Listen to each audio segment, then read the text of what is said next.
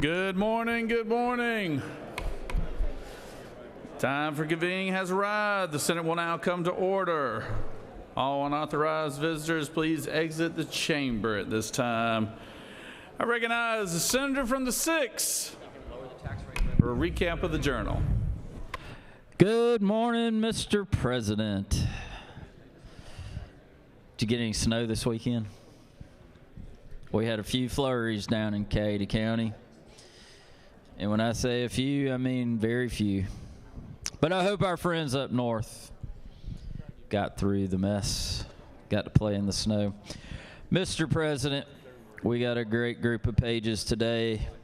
Out of Sandy Springs, we have Kristen Berner.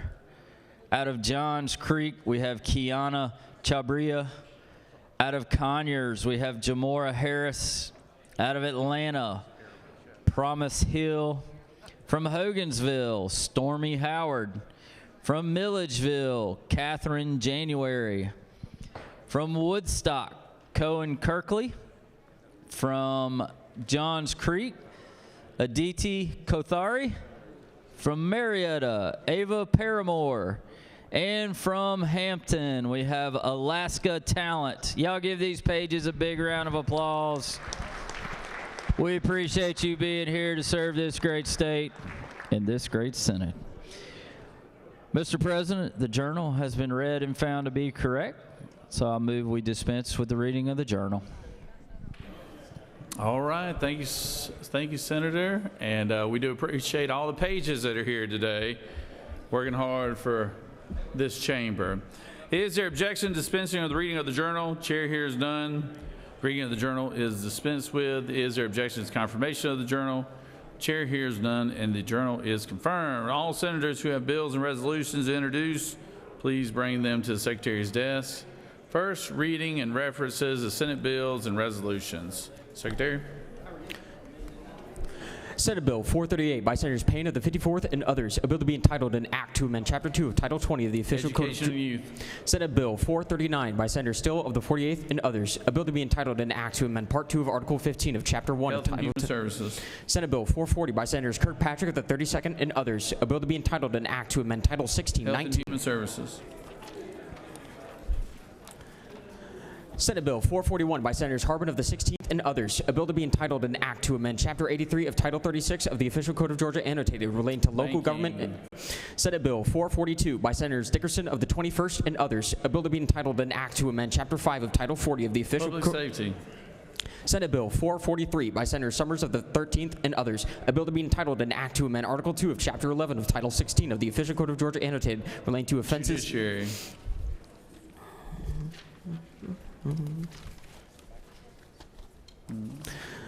Senate Resolution 662 by Senators Redd of the 33rd and others, a resolution recognizing and commending Taiwan for its relations with the United States and the state of Georgia.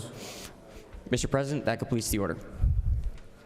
First reading references the House bills and resolutions.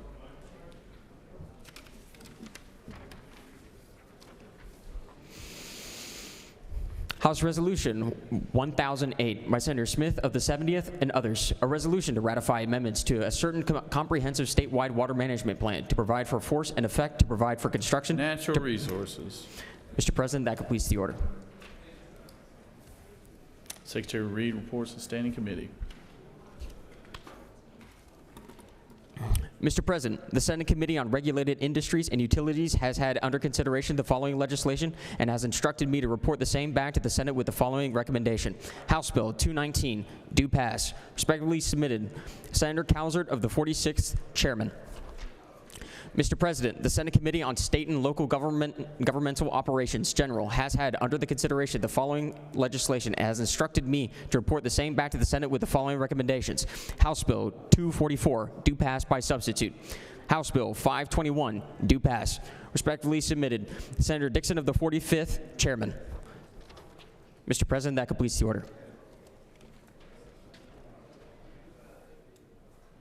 Secretary will read bills and resolutions for the second time. Senate Bill 382 by Senators Huffstetler of the 52nd and others. Ad valorem taxation, make the statewide base year homestead exemption mandatory for all political subdivisions. Senate Senate Bill 395 by Senator Kirkpatrick, the 32nd, and others. Department of Public Health, eligible for the low THC oil patient registry. Require a physician to submit certain information to the Georgia Composite Medical Board. Senate Bill 420 by Senators Eccles of the 49th and others. License, permit, tag, and stamp fees. Fees for reef and migratory fish endorsement provide. Mr. President, that completes the order.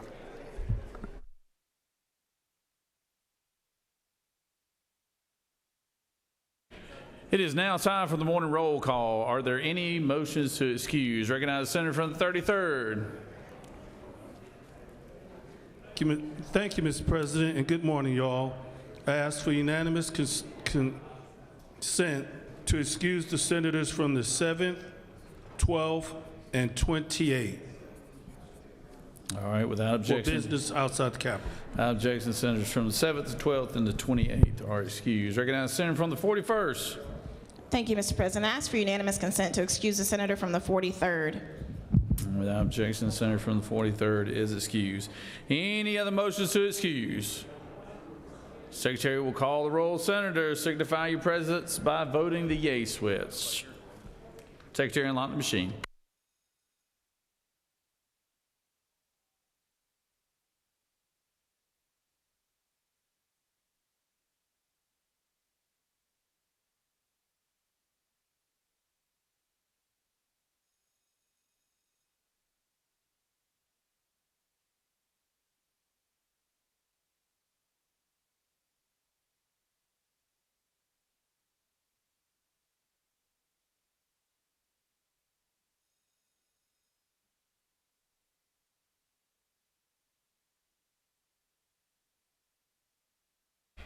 Yes, sir. Senator from the 2nd. Thank you, Mr. President. I ask for unanimous excuse to excuse the gentlewoman from the 12th. He's already been excused. All right, thanks, Shep.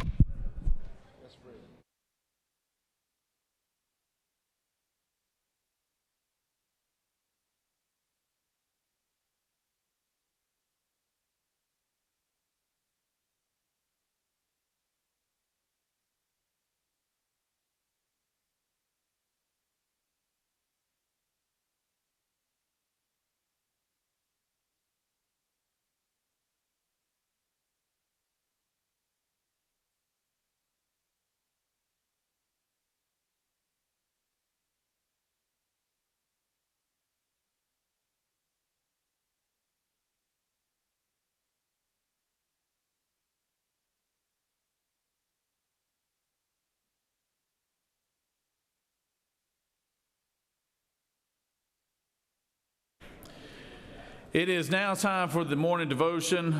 All senators, please take your seats at this time. Cease all conversation. I would ask the doorkeeper to secure the chamber at this time. I'd like to recognize the good senator from Rome, Georgia, to introduce our pastor of the day and lead us in our Pledge of Allegiance. Senator? Thank you. We all stand for the Pledge of Allegiance to the flag. I pledge allegiance to the flag of the United States of America and to the republic for which it stands, one nation, under God, indivisible, with liberty and justice for all. And the Georgia flag. I pledge allegiance to the Georgia flag and to the principles for which it stands, wisdom, justice, moderation, and courage. Thank you, Mr. President. It's great to have the pastor of the day here. Mac Vendome is the chaplain at the Advent Redmond Hospital in Rome, Georgia.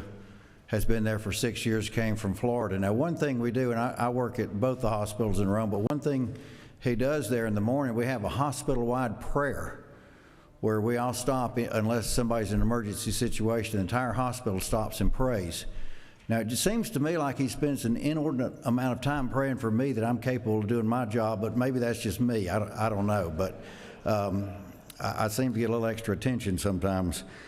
But he has served there as the director of mission and ministry for oversight at that hospital. He's board-certified chaplain, and he tries to provide spiritual and support and comfort whole patient. Those are, as you know, very difficult times for patients and for families, and helps them navigate through the illnesses, the sometimes losses, and the demands of health care. So he's been trained in crisis intervention and debriefing. and is really a passionate advocate for whole patient care. With that, if the chaplain would say a few words for us and then lead us in a prayer. Thank you so much. Thank you, Senator Chuck. This is the old bio. I'm accompanied here with my fiance, and so it is good that man is not alone. And so she's here with me, and I just want to thank the senator. Thank you, Mr. President, and my man up there in the gallery, Scotty. It's a joy to represent Advent Health. I serve as the Director of Chaplain Services for Advent Health, Georgia. And today I just wanted to talk to you about the city that I now live in. I came here from Florida not too long ago.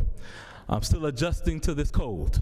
When I came, I didn't have a beanie or a scarf. Now I have the full gamut in my closet. I am ready now. But today I wanted to tell you about the three rivers that meet in Rome. In Rome, there are three rivers that converge: the Etowah, the Ustenala, and you have the Coosa. The Etowah and the Ustenala, they meet to start to flow into the Coosa River. And this is known as convergence. Convergence is what I would like to talk about today, as these three distinct rivers join together to form something that is stronger, that is life-giving. They do not lose their identity. However, they meet to offer a new one. This reminds me of the four chaplains. February 3rd, there were four chaplains, 1943, that would converge.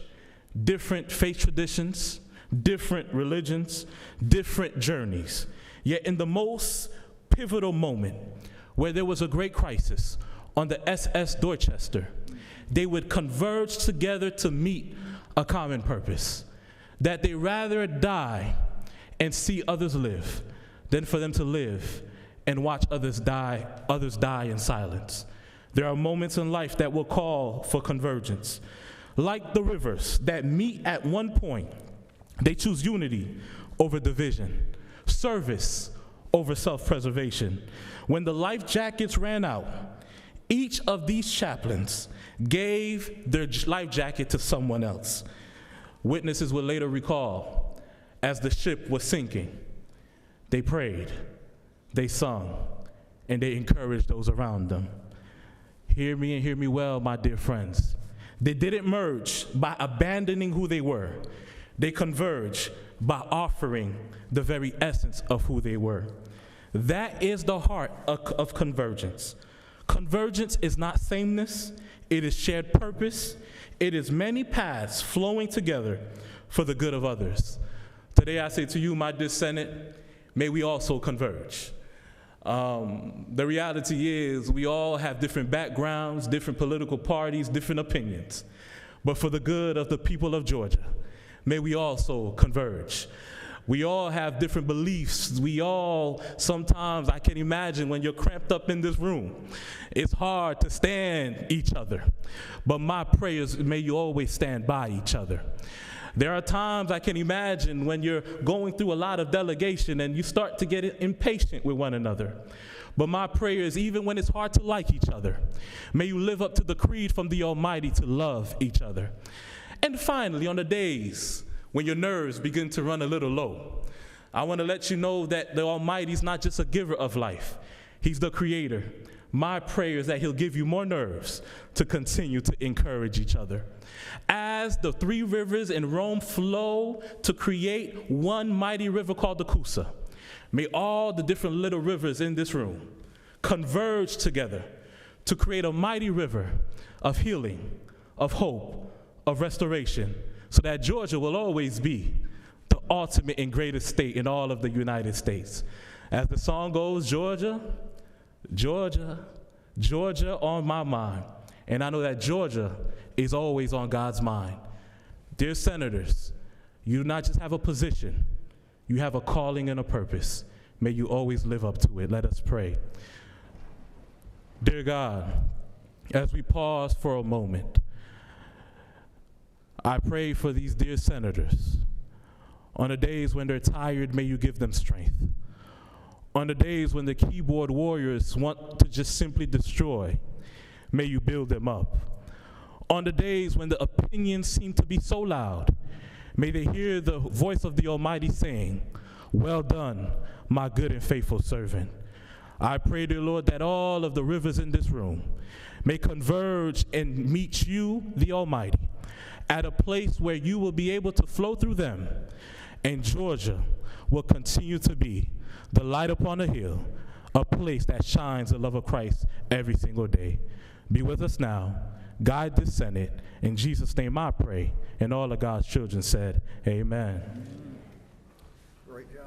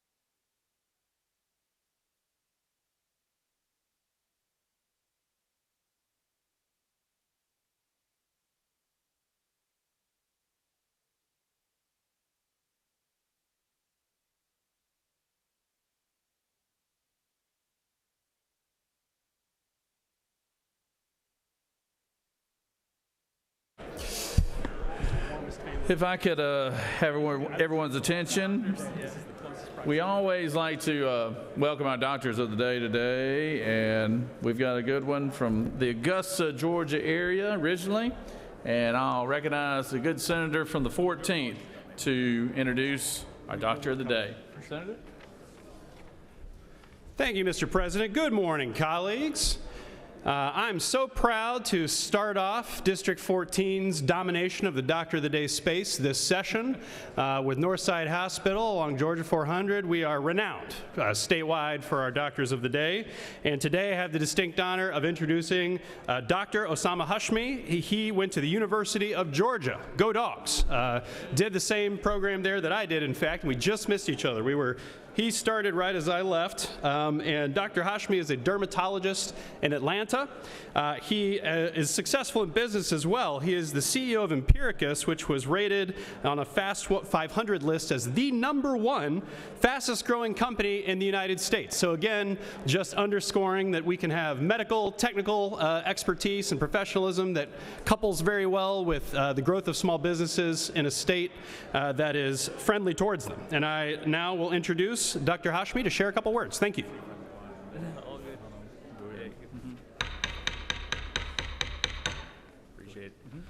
Everyone, thank you for having me, and looking forward to hopefully not seeing you all in the medical station. Just remember, I am a dermatologist, so there's some more qualified physicians in this room. Just want to say thank you. I am a Muslim, I'm an entrepreneur, I'm a physician. I intentionally have been born, raised here in Georgia, stay here in Georgia, despite having spent a lot of time in the Bay Area in New York. Wanted to thank you for upholding, Georgia's values of entrepreneurship, opportunity, empathy, diversity, and most importantly, Southern hospitality, treating strangers like their family.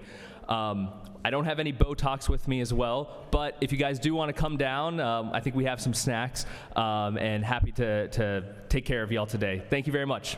All right, good job. Good job.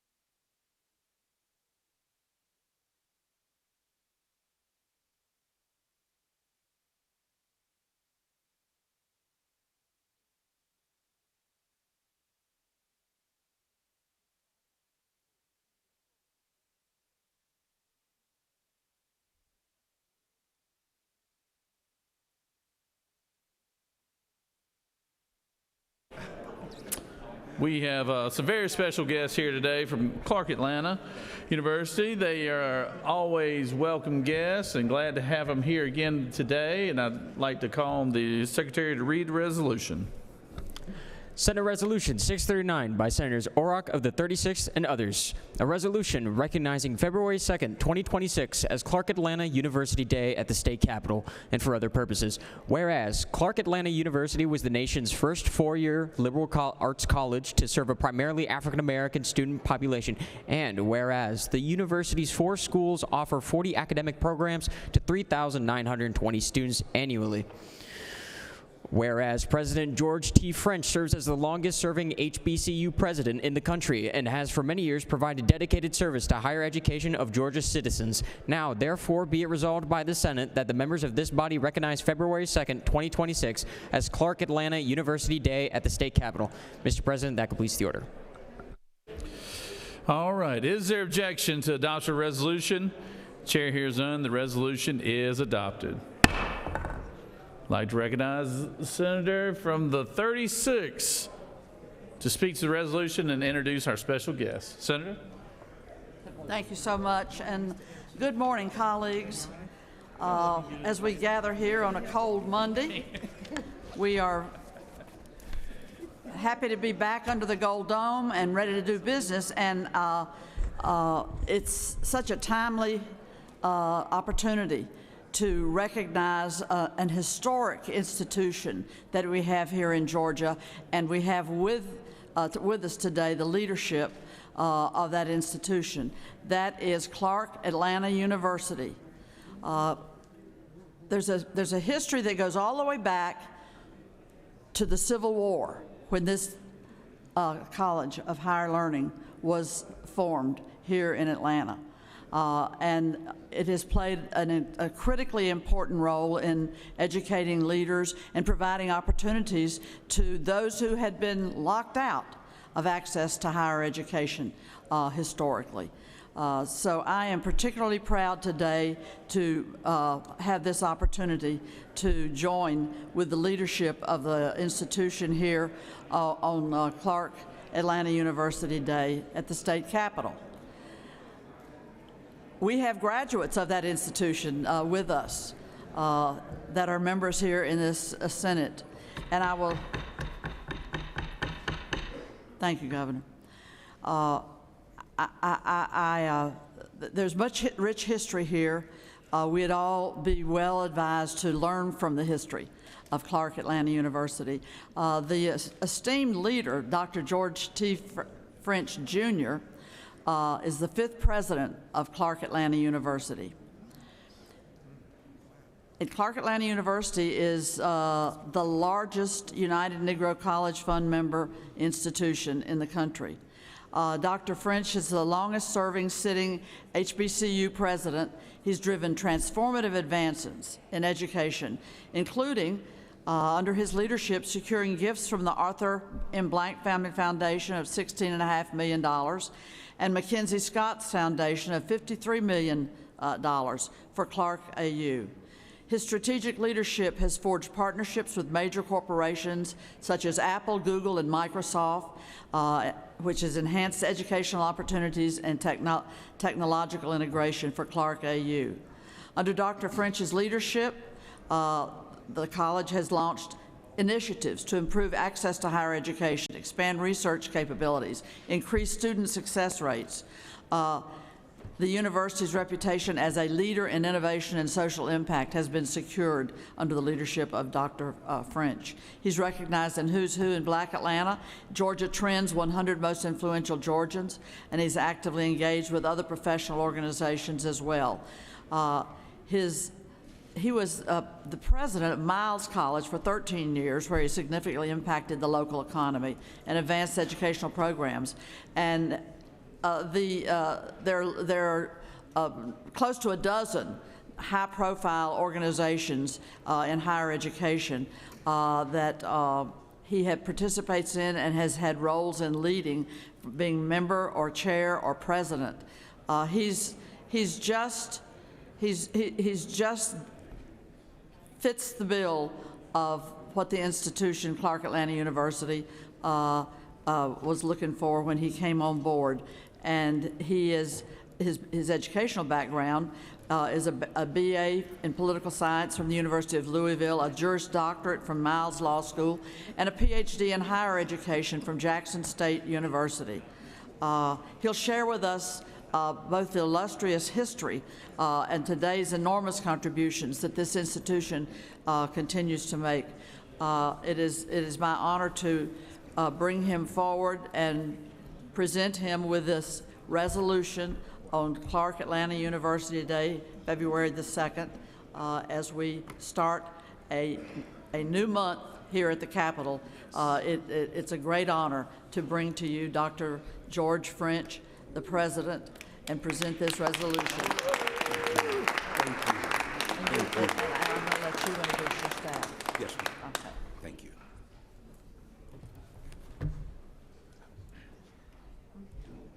No.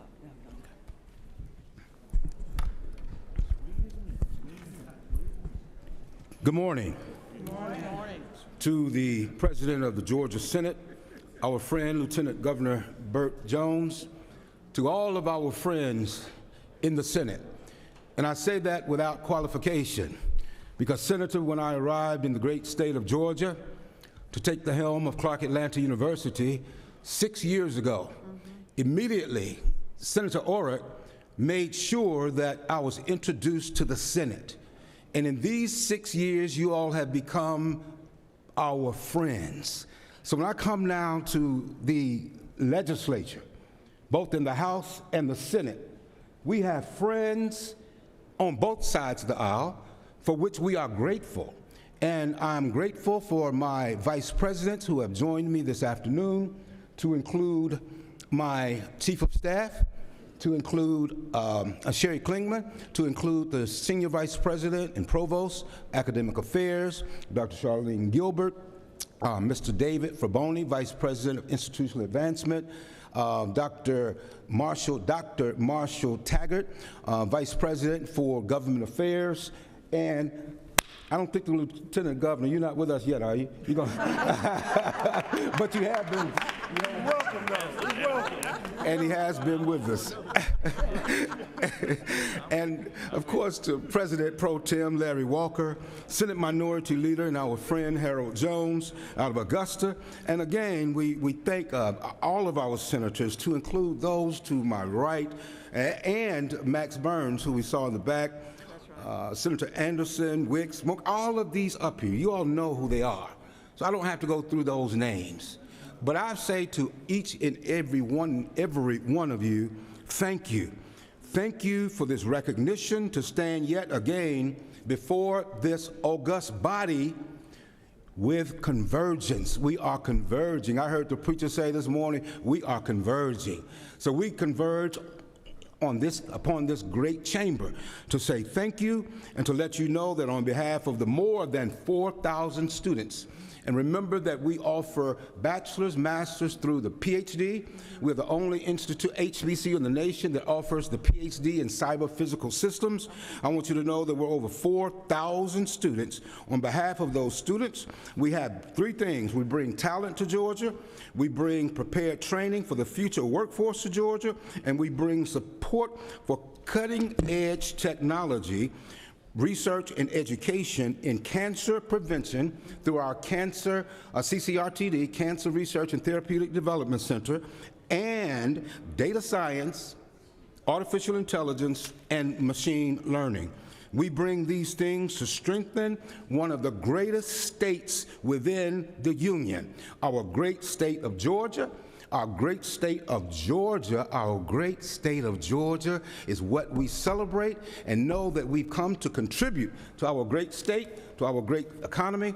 Thank you again, Mr. President, for this opportunity to represent Clark Atlanta University and to say thank you for your support. God bless America, and God bless the great state of Georgia, because Georgia's on my mind. Good job. Good job.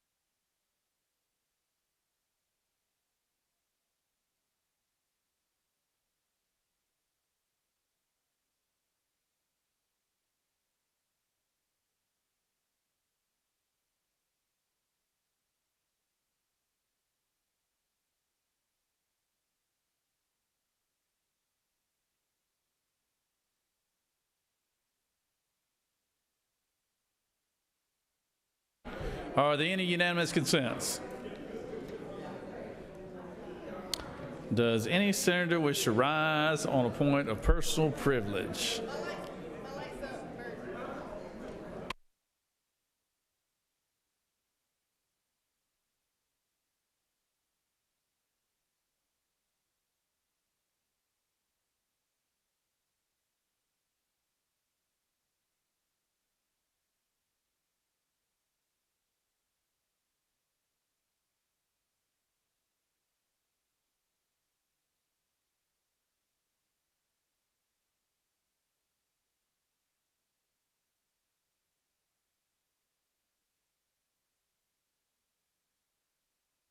Recognize the senator from the 8th for a point of personal privilege.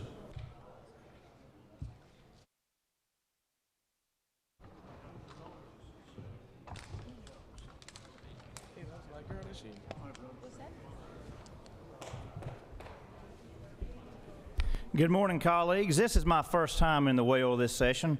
I just wanted to bring something that came to my attention this weekend, and I wanted to bring it to your attention. You know, I tell people all the time that we've got our friends out in the hallway, you know, that lobby us. And, you know, what is our job? Our job is to be a lobbyist for the common men and women of this state, the everyday Georgians that get up every day, work, pay their bills, and keep this state running. So today, I'm going to lobby for Miss Mia. Miss Mia is 20 years old. Miss Mia is working her way through school, and she has got a bright future, but she just went to go buy a used car so that she could get back and forth to school and to work. She was buying a 2023 Nissan Sentra. It was $17,500. The payment on that car was $338 a month. And she went to go get insurance, and she went to a very good friend of mine who's the insurance agent, and he priced it with everybody that he could price insurance with, okay? The best he could come back with for a quote, I've got it right here, for 6 months is $3,417 for 6 months, okay? So for a year, those payments, those monthly payments are $600 a month for a $17,000 car that the payment is $338 for. And so I got to looking at it, and I looked up the company that had quoted this price, and the company's gross profit for the 12 months ending September the 30th, 2025 was $14.335 billion, a 30.64% increase year over year. Their annual gross profit for 2024 was $11.467 billion, a 106.72% increase from 2023, and their annual gross profit for 2023 was $5.54 billion, a 224% increase over 2022. So in 2 years, she'll almost paid for that car with insurance payments, and the third year, she'll have paid for that car and have $3,000 left over. Her insurance, her yearly insurance cost is more than her tuition. And so I just want to say this, as we all seek to be a lobbyist for the people that we represent back home, I want y'all to help me. Let's put our heads together and see if we can't do something about this, because it's wrong. It is not right for somebody that's trying to get ahead in life and go to school. I voted for tort reform. I have been sued before. I know that we have frivolous lawsuits, but at the end of the day, we were promised that our insurance premiums would come down. This is not happening by what I see here.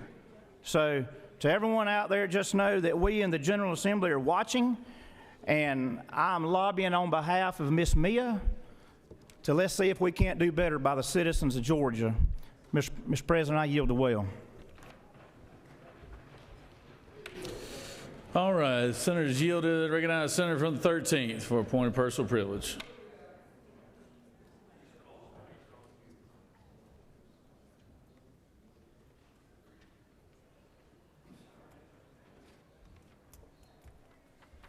Thank you, Mr. President. Colleagues, this is a little update, what's coming up for tomorrow. The Gas Authority, as you all well know, they provide cities with natural gas, and they are excited about the passage last year of Senate Bill SB 13. This granted GFA the ability to provide funding for natural gas and infrastructure, especially in rural Georgia. The Gas Authority and its members are working hard to provide all these services needed to meet the demand in growing areas of our state. To highlight this work, the municipal gas systems on their behalf have asked me to invite you all to come to February 3rd, 8 a.m., room 230 in the Capitol, and just show their appreciation. Room 230 in the Capitol, 8 a.m. for the Natural Gas Authority. Mr. President, I yield the will.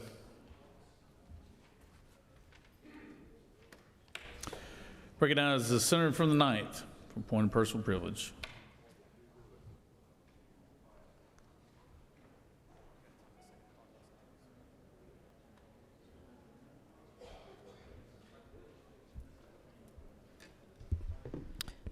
Good morning, Mr. President. I rise today to acknowledge a tragedy that struck our Gwinnett County law enforcement family yesterday, leaving one officer dead, unfortunately, and another officer critically injured in an unprovoked attack at a hotel. It was a routine call that happened. These brave officers were just serving their community and answering the call to protect the residents of Gwinnett County when the tragedy occurred. Master Police Officer David M. Reed and Police Officer Senior Pradeep Tamang. To the family of Officer Tamang, I extend my deepest condolences. Words cannot express the pain of such a devastating loss. I hope people find comfort in knowing that he will be honored for his selflessness and ultimate sacrifice. I think my colleague, the senator from the 45th, actually had met Officer Tamang in person at one of his events. He was very young, a young officer. I'm grateful that Master Police Officer Reed is on the path to recovery and healing, and I stand with our community in continued prayer and support of our brothers and sisters in Gwinnett County Police Department, acknowledging that the days ahead will be challenging. Our local law enforcement agents in Gwinnett County are truly the best. As a matter of fact, this incident is very rare for Gwinnett County to lose officers. We haven't lost officers in the line of duty in a while. They do their best to keep us secure and gain our trust. We're praying for them, and we thank them all. And be sure to keep doing that. To all the law enforcement officers, all our first responders, and anyone who has served this great community in our nation in any way, thank you for your service and your sacrifice. May the good Lord bless each and every one of them. And with that, Mr. President, I ask for a moment of silence for Officer Senators Tamang. requested every member stand and ask for a moment of silence.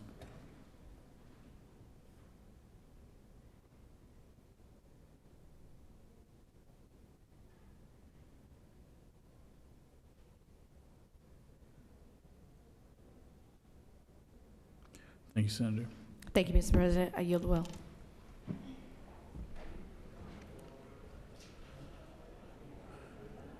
Recognize the senator from the 52nd for a point of personal privilege.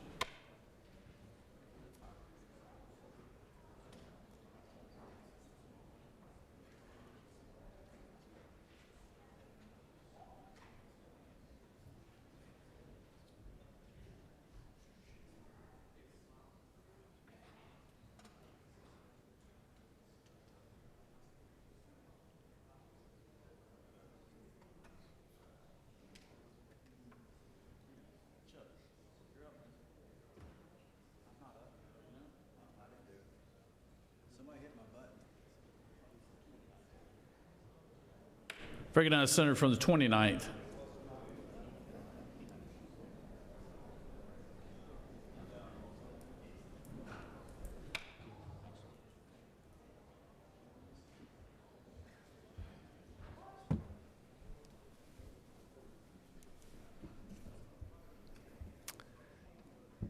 just a little bit about the Gwinnett police officer who was murdered a couple days ago. This young man was 25 years old, had been on the job for 8 months, and called out early in the morning for what the average non-post certified law enforcement officer would consider a routine call. While all law enforcement officers, people that have actually done the job, understand there's nothing like a routine call. There's no such thing. If you go to the Officer Down website and you look at the number of officers who are killed on traffic stops, if you look at the number of officers who are killed on domestic violence calls, if you look at the officer that was just assaulted over in Warner Robins the other day on a domestic violence call, if you look at the tens of thousands of law enforcement officers that are assaulted every single year, there's one reason why more officers don't die every year, and I give that credit to the senator from the 1st and everybody in his profession, that we've gotten better at saving lives. But for a young man whose future lied fully in front of him to go out there and do the job and to give his life for doing what's right is completely unacceptable. And sadly, I speak at a lot of memorials throughout the year, and I remind people each and every day that we all die 2 deaths. We die the death when our heart stops beating, and we die the second death when our memory fades. And so I'm honored to go to Washington, D.C. and look at the memorial there to the tens of thousands of law enforcement officers, men, women, white, black, brown, that come from all over the world and come here to this country to become an American citizen and then to turn around and serve the community who accepted them with open arms. I'm reminded that we can never let them die that second death. Please keep this young man in your thoughts and your prayers every May 15th. Thanks to President John F. Kennedy, we have a day to remember all of these men and women, but never forget that. So when you allow politics and ideology to build a cocoon around your brain when it comes to law enforcement, whether they are county, whether they are municipal, whether they are state, whether they are federal, understand you're doing more damage than that initial bullet did. This officer will live a long, long life thanks to his memory, thanks to his sacrifice, thanks to his dedication. This is not about politics. This is about people and dignity. Thank you, Mr. President. I yield the well. Thank you, Senator. Recognize the senator from 39th.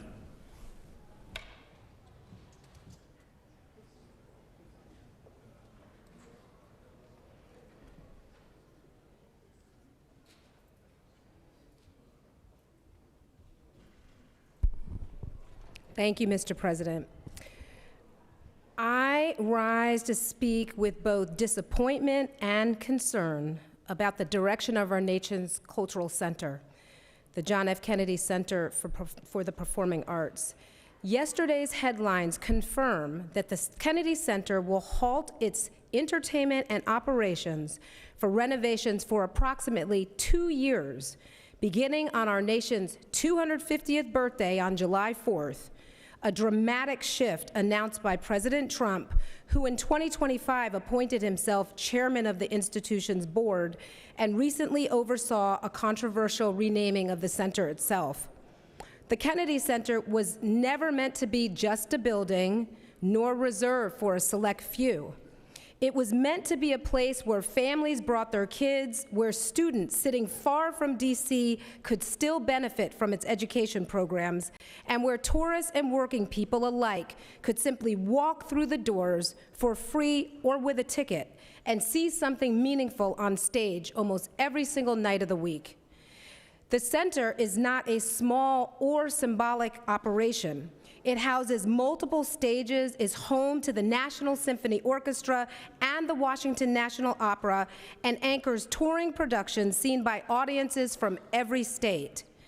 For more than 50 years, since opening in 1971, the Kennedy Center has remained open through changing administrations, economic downturns, and moments of national uncertainty, making any shutdown, let alone a multi-year one, unprecedented in its history. When an institution of this scale shows signs of instability, the consequences ripple far beyond its walls. As President Kennedy himself once said, the life of the arts, far from being an interruption, a distraction in the life of a nation, is very close to the center of a nation's purpose. It is a test of the quality of a nation's civilization. That vision was never about art for art's sake. It was about the role culture plays in a healthy, confident democracy. I speak to this personally as someone who had the privilege of chairing the President's Advisory Committee on the Arts during the Kennedy Center's most recent $175 million capital campaign. That work was about stewardship, expanding the campus, strengthening the institution's foundation, and ensuring this national center would remain open, welcoming, and relevant to the American people for generations to come.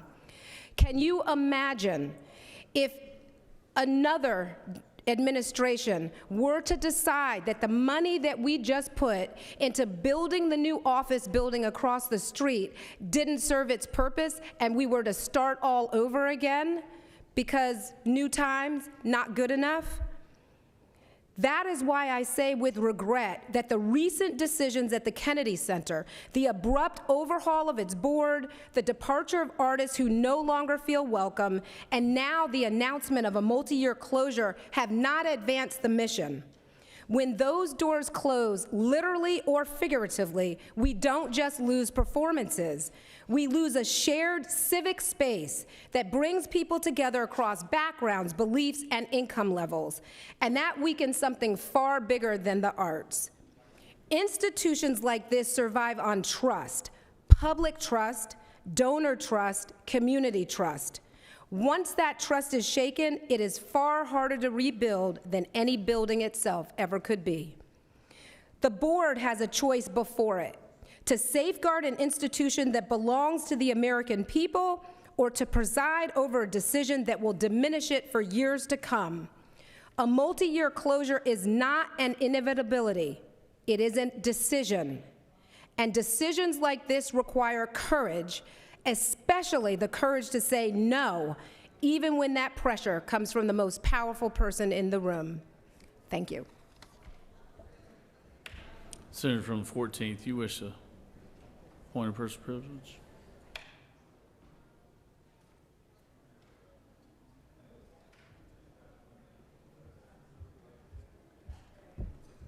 Thank you, Mr. President. I'm sad that the senator from the 8th is not here in this moment for me to boost him so enthusiastically. But did y'all hear what the senator from the 8th said just a few moments ago about a constituent whose car insurance rates, thank you for coming back, sir, I want to boost you because that's a crazy story, that those car insurance rates keep going up. And in fact, our insurance commissioner, John King, said something to this same effect back in November. I don't know if you guys caught this, but our commissioner on insurance and safety fire did a tweet where he acknowledged that insurance company profits have grown and that rates seem to keep rising. I'm curious if y'all remember the incident that prompted our insurance commissioner to say that insurance company profits should be capped. Capped, by the way, hashtag capitalism. Our insurance commissioner said we should cap insurance company profits. And the reason he did that was not because he received constituent stories like this. The reason was not because he got a PDF from insurance companies showing their exact financials. No, the reason the insurance commissioner said that we should cap insurance company profits is because the day before, a Democrat won a state house special election in Athens, Georgia, in Clark and Oconee counties, after he had lost that same race the year prior by 22 points. So I think what happened was the insurance commissioner was trying to warn the Republican Party that if you didn't take real action on car insurance and other insurance rates, real action, not fake action, that you were probably going to keep losing elections, which it turns out is actually the hammer that has to drop for the political courant to change. Now let's be very clear about what Democrats were saying during the entirety of the tort reform debate. We were saying that insurance companies make profits in the billions with a B, not millions with an M, billions with a B. And that threat that John King said was so present and real, that the insurance companies had a gun to his head and said, we will leave the state if you do not give us the sacrifice we require, if you do not sacrifice plaintiffs' personal injury lawsuit rights on the altar of insurance company profits, then we will leave the state. As it turns out, that was probably baloney. And as it turns out, the only way that rates are going to come down is if insurance company profits are capped, which is exactly what your insurance commissioner, John King, said back in November in response to a loss. The last thing I'll say is that we were promised that even if the insurance rates don't go down, they will at least stabilize. I would submit to you that the reason the word stabilize was used is because it was so far-fetched that insurance companies would somehow pass along savings to consumers and that rates would come down, that they knew that that was too bold-faced of a lie to promise during the tort reform discussion. What happened in 2025 is that the Georgia Chamber of Commerce quarterbacked an insurance company-led effort to lie to the people of Georgia through the mouth of Brian Kemp to tell everybody that their insurance rates would go down or stabilize if we cut plaintiffs' rights at the knees. Plenty of opposition told you that in other states like Florida and the Carolinas, which, by the way, both Donald Trump and Donald Trump Jr. went on record saying that those were tort reform scams, we went on record telling you that every time tort reform had been passed, the rates didn't go down. So with the utmost respect for the senator from the 8th who is telling you what is admittedly and truthfully a sad story about rates continuing to go up, let's just do the most basic level of accountability in our political discourse and acknowledge that everything we heard from the pro-tort reform camp in 2025 was a completely toothless and feckless scam. Thank you very much, Mr. President. Recognize the senator from the 34th.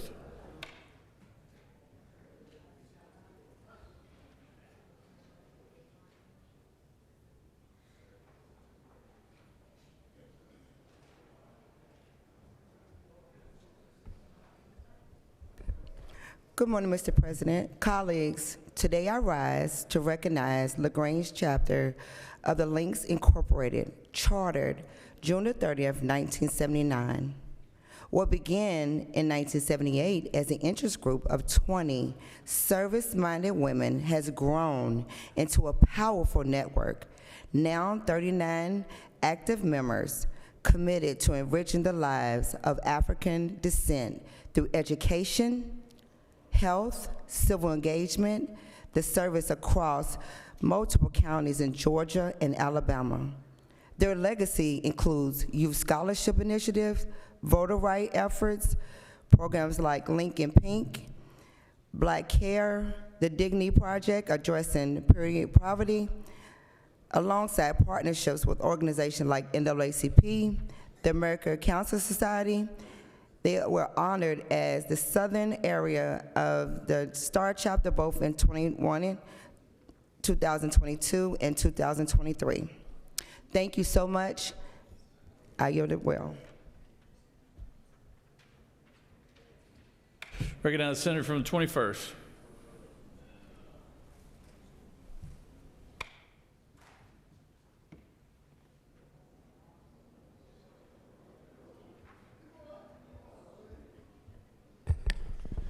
Thank you, Mr. President. I appreciate that. Good morning, colleagues. It's good to see everybody here today. I want to take just one quick minute and recognize my page for the day. My page for the day is Mr. Cohen Kirkley, and he's a 9th grader from Etowah High School. I've known his family for 25 years, and it's been amazing to watch this young man grow up. He's been an excellent student from elementary school all the way through middle school. This year, he joined the JROTC program as one of the Raiders. And furthermore, he wound up being the only 9th grader this year to compete on the A team for the JROTC for Etowah High School. So as a lot of you are aware, I'm a huge veteran advocate. I always support our veterans. I also want to make sure that I recognize all the veterans that we have here in the Senate today, both as senators and as staff members as well. There's quite a few of you. So I want to make sure that, that I say thank you for your service. Thank you for everything that you continue to do every day for our veterans. And I just want to tell Mr. Cohen Kirkley, it's been a pleasure knowing you. I look forward to seeing all the great things that you continue to do and looking to see where your life takes you. Thank you so much. Mr. President, I yield the well. Recognize the senator from the 54th.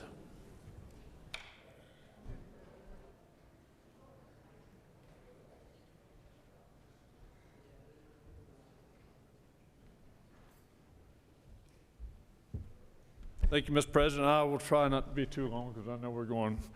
I did want to rise this morning just to say that as this morning, as we're remembering those in public safety who give their lives, to understand each and every one of us take a moment to realize that those in public safety do a job that those of us in this room, the majority of us in this room, could not do. Could not do. Because there's a reason that you go through all that training, whether in the military or public safety. It's because it's literally, the Bible says, as Christ ascended to heaven, he gave gifts unto mankind. And it's literally to have the heart of a liberator that we're gifted with, that allows some people to run forward toward their own demise when anybody else in their right mind would be running away. So let us always remember those men and women who put themselves on the front line each and every day in any regard that they do. And just part of that, I also want to let everyone know that tomorrow, Georgia Aerospace and Defense Day will be Georgia's Aerospace and Defense Day at the Capitol. And you have another opportunity, and also if any of you ever want to be an F-35 pilot, fighter pilot, they will have a simulator here today and tomorrow in the rotunda, and you're welcome to take your turn at sitting in the hot seat and seeing how well you do. Mr. President, I thank you for the opportunity, and I will yield the will. Thank you, Senator. I recognize the senator from the 28th for appointed personal privilege.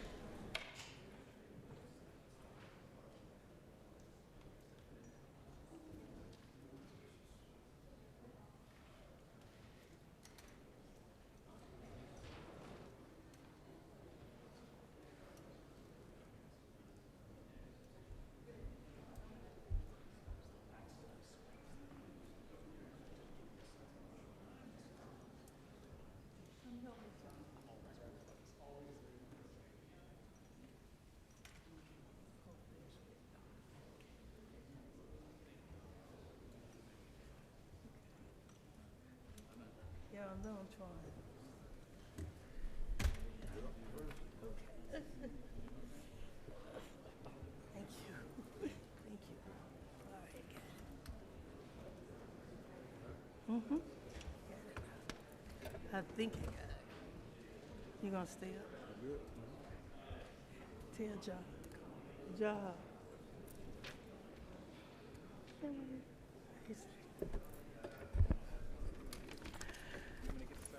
No, I want you to stand right there. Thank you, Mr. Chairman. Today is a wonderful day here at the state capitol. We have great people who have come to join us as we soon deliberate, I think, on some bills. We had Clark Atlanta already, and I had to mention them even though I graduated from Morris Brown College. Two of my sisters graduated from there, and my father. My mother graduated from Spelman College, and my oldest sister. So I think we made the round. Oh, and my late husband graduated from Morehouse. So I think we made the round, so I have to give honor to them for coming today and already being Dr. French and Dr. Marshall Taggart always have me in the parade, so I didn't want them to kick me to the curb. All right, but the greatest thing that I can say today is that I'm proud to be one of the representatives in Cobb County, namely Mableton, Georgia. And we have the other members who are also Cobb County, and Kay is somewhere, but she's so busy. Raise your hand. Kay also represents Cobb County. Today, we have with us from the great city of Mapleton, we have our very own mayor. Stand out a little bit, come out.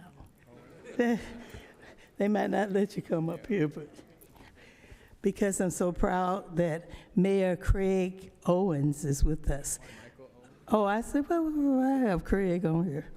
I know that didn't sound right. Anyways, excuse me. We got you another name now, but Mayor Michael Owens. Also, we have the city manager, Bill Tanky. Where are you? And executive director of the Epicenter, Dr. Chris Boyd. Also from Word of Faith, that's my other church. Also, we have city council persons. Everybody, please raise your hand on this side as well as this side. And Jaha, that's your twin, isn't it? Y'all look just alike. But I know you're probably not even, ouch. Councilman Michael McNeely, Mayor Pro Tem, Ron Davis, and the list goes on. We're recognizing today as Mapleton Day at the state capitol, and we had a resolution that's been dropped but not read, and it states, Mapleton, Georgia is a vibrant community located in Cobb County. It was officially incorporated as a city following a successful referendum, I can't get it out, on November 8th of 22, making it the largest city in Cobb County with a population of approximately 47,000 residents. And whereas the city was named after Scottish immigrant Robert Mabel, who purchased land in the area in 1843 and established a farm that would later become central to the community's growth with the historic Robert Mabel House and cemetery also, now serving as an iconic landmark that hosts public performances and events.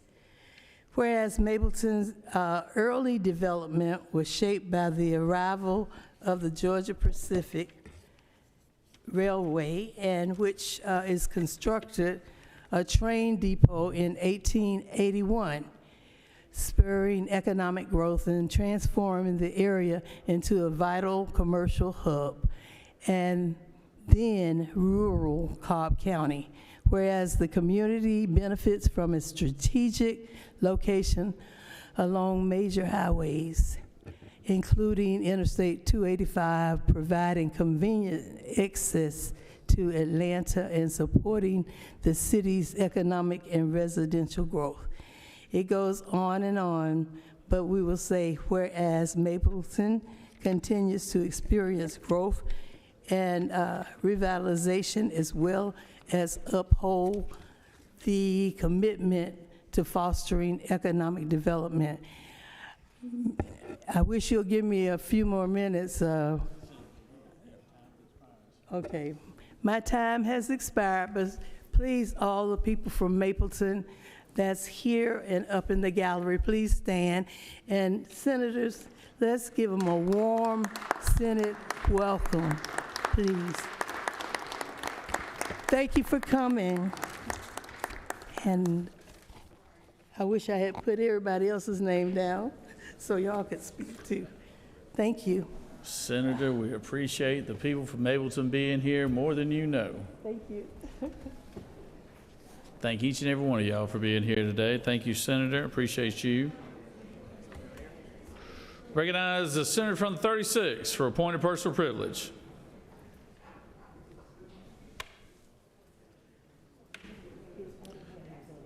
Recognize Senator from the 55th for a point of personal privilege.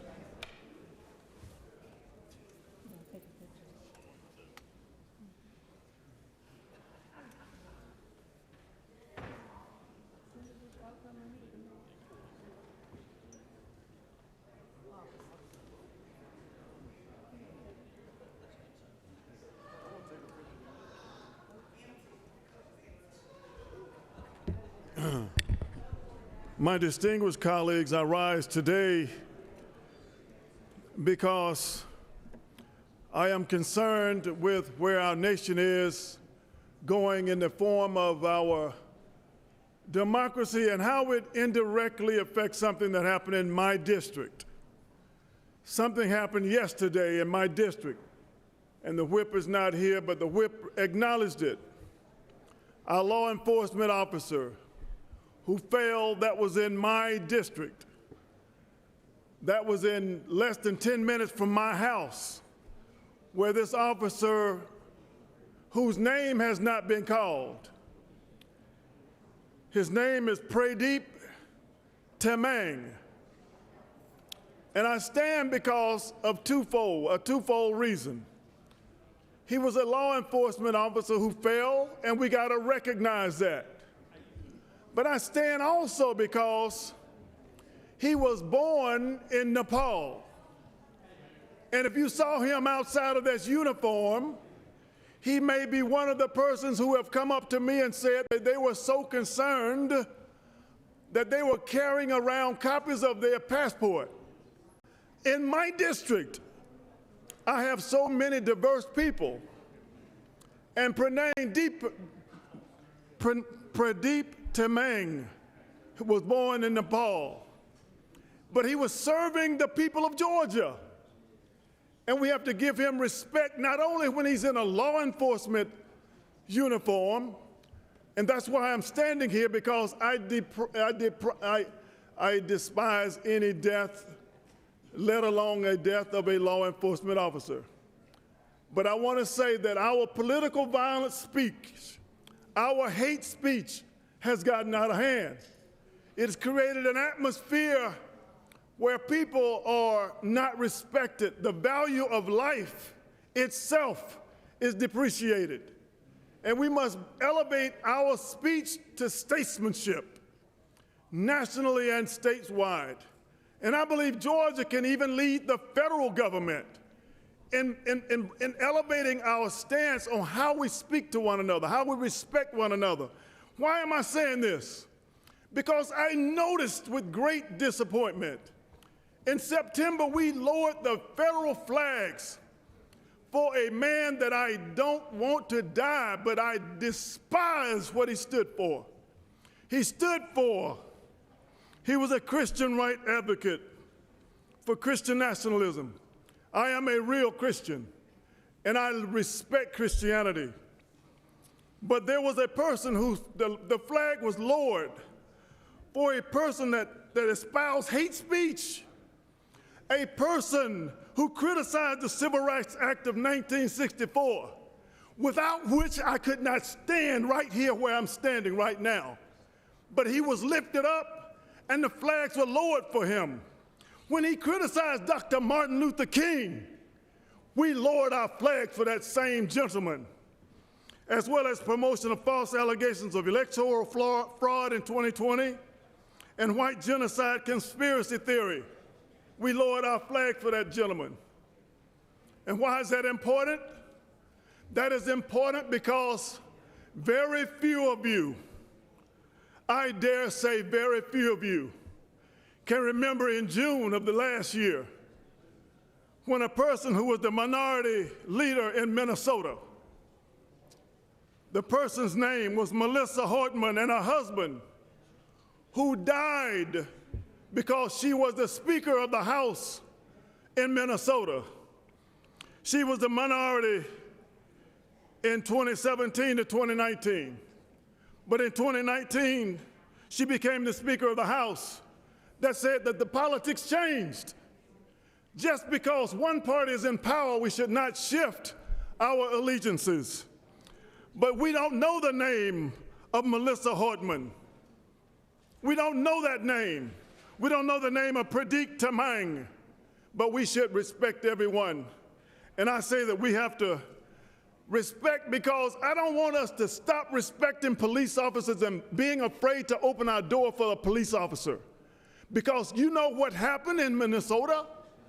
A police officer, that's who the killer posed himself as when he shot and killed Melissa Hartman. He posed as a policeman. And that was the only thing that we respected, is that badge. And we got to elevate that badge and elevate all human respect for human life. I yield the well as I call the name of Pradeep Tamang, as well as Melissa Hartman, because all life is valuable, as well as our law enforcement officers. Thank you, and I yield the well. All right, thank you, Senator. Does any other senator wish to rise on a point of personal privilege? Senator from 36. I called on you earlier, Senator, but you were deep in conversation with somebody.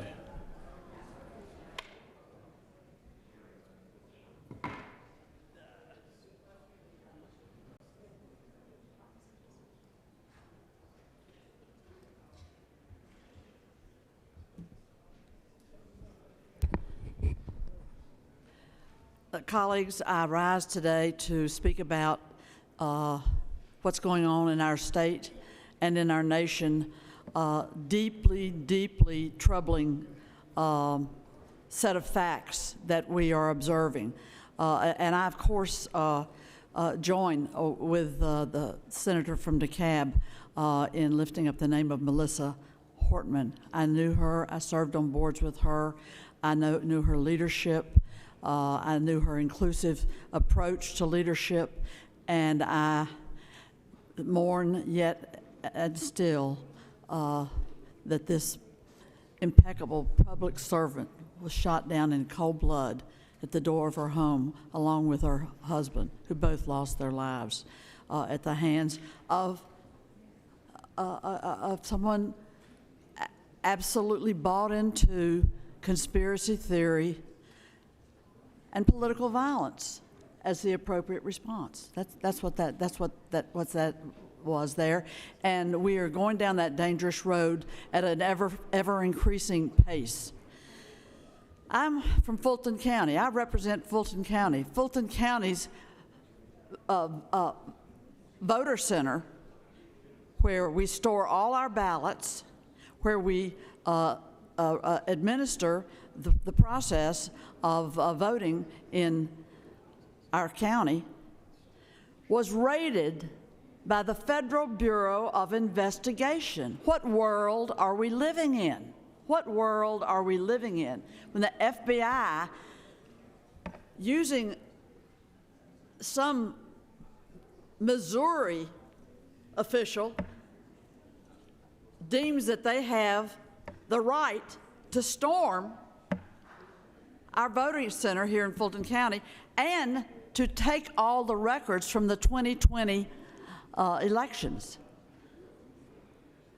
and and refuse to document for our local officials who were there on site.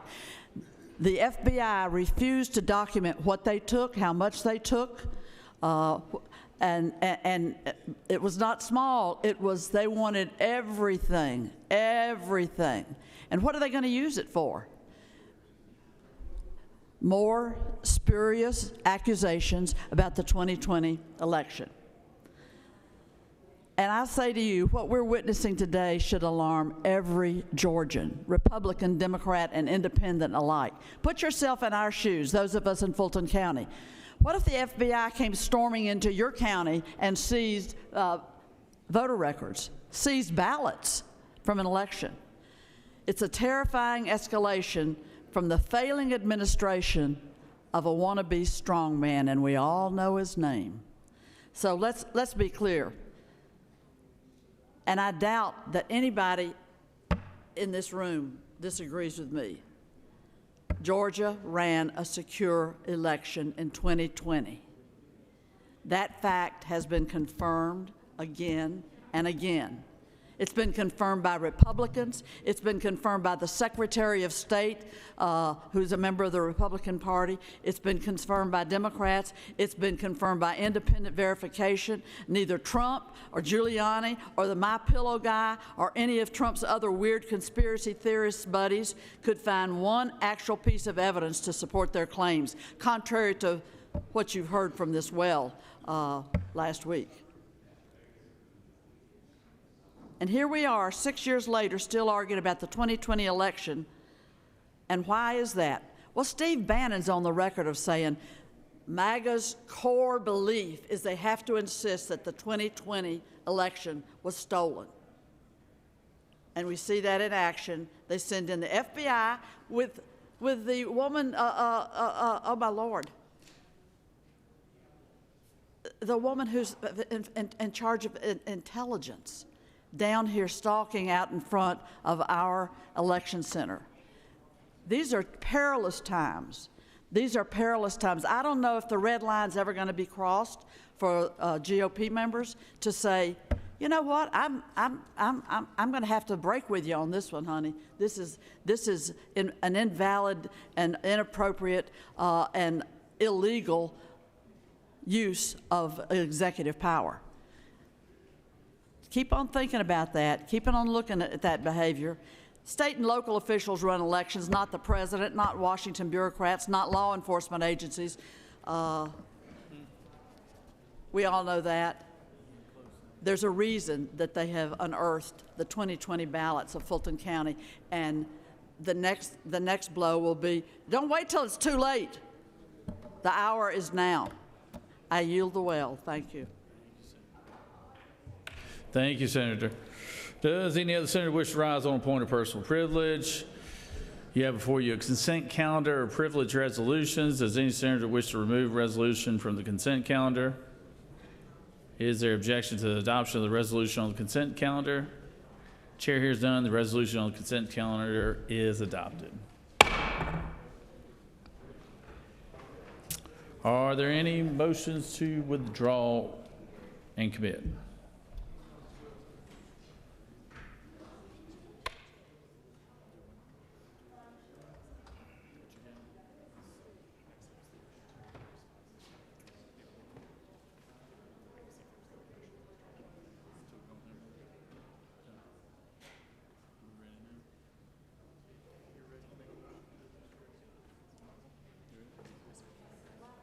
Recognize the majority leader for a motion. Mr. President, I move that Senate Resolution 563 be engrossed. Secretary, read the caption. Senate Resolution 563 by Senator Robertson of the 27th. A resolution urging the Georgia Secretary of State to immediately and fully comply with the request of the United States Department of Justice to securely produce Georgia's voter registration list in compliance with Georgia's obligations under the National Voter Registration Act, the Help America Vote Act, and the Civil Rights Act of 1960, and for other purposes. Mr. President, that completes the order.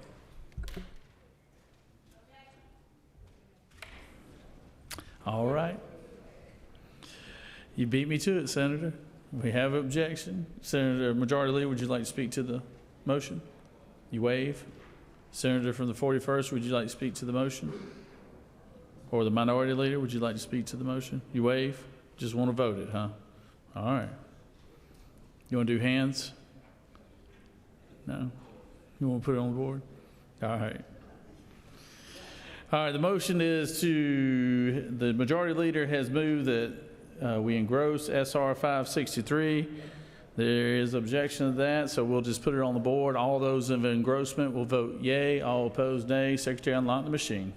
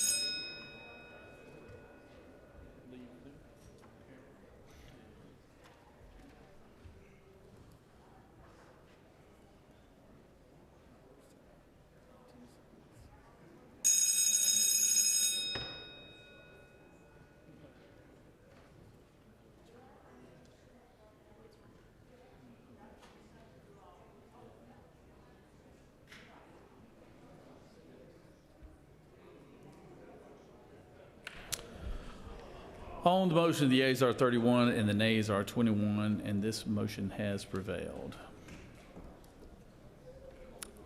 Senator from the 25th, for what purpose do you rise? Mr. President, I move that Senate Bill 239 be recommitted to the Committee on Rules. Hold on, Senator. Just wait your turn on that one. Let's get this one through first.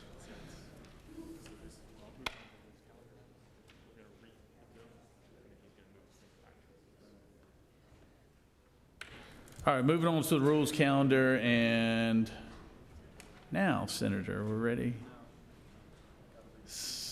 Secretary read Senate Bill 239, please.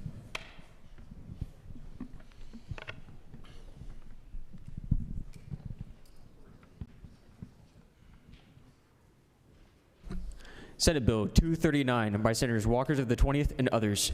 A bill to be entitled an act to amend Article 1 of Chapter 18 of Title 43 of the OCGA relating to funeral directors and establishment, embalmers, and crematories so as to remove the requirement that funeral directors be licensed embalmers, to provide for related matters, to repeal conflicting laws, and for other purposes.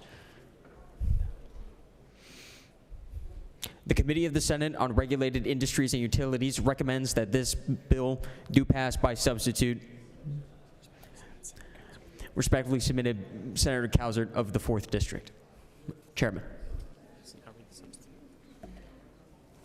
Senate Committee on Regulated Industries and Utilities offers the following substitute to Senate Bill 239, a bill to be entitled an act to amend Article 1 of Chapter 18 of Title 43 of the Official Code of Georgia annotated relating to funeral directors and establishment, embalmers, and crematories so as to remove the requirement that funeral directors be licensed embalmers and for other purposes. Senator Williams of the 25th offers the following amendment, and then read the caption. Senator Williams of the 25th offers the following amendment. Amend the Senate Committee substitute to SB 239 by replacing lines 14 and 15 with the following. Provide for responsibility of all funeral services offered at a funeral establishment, organic human reduction facility, or crematory to change certain provisions concerning the deposition of cremated remains and for other purposes. Mr. President, that completes the order. Now I recognize my favorite mortician from Baldwin County right here. Thank you, Mr. President. You know you're my favorite Lieutenant Governor, too. Mr. President, I move that Senate Bill 239 be recommitted to the Committee on Rules. All right, Senator has moved that the Senate Bill 239 be removed from the order and put back into rules. Is that correct, Senator? You morticians, y'all are always the last ones to let us down, aren't you? So, would you like to speak to your motion, Senator? Or No, not at this time. Thank you. Without objection, then we'll move it back to rules.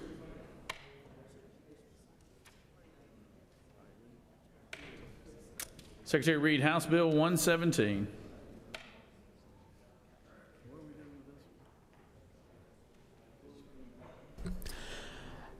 House Bill 117 by Representatives Petra of the 166th and others.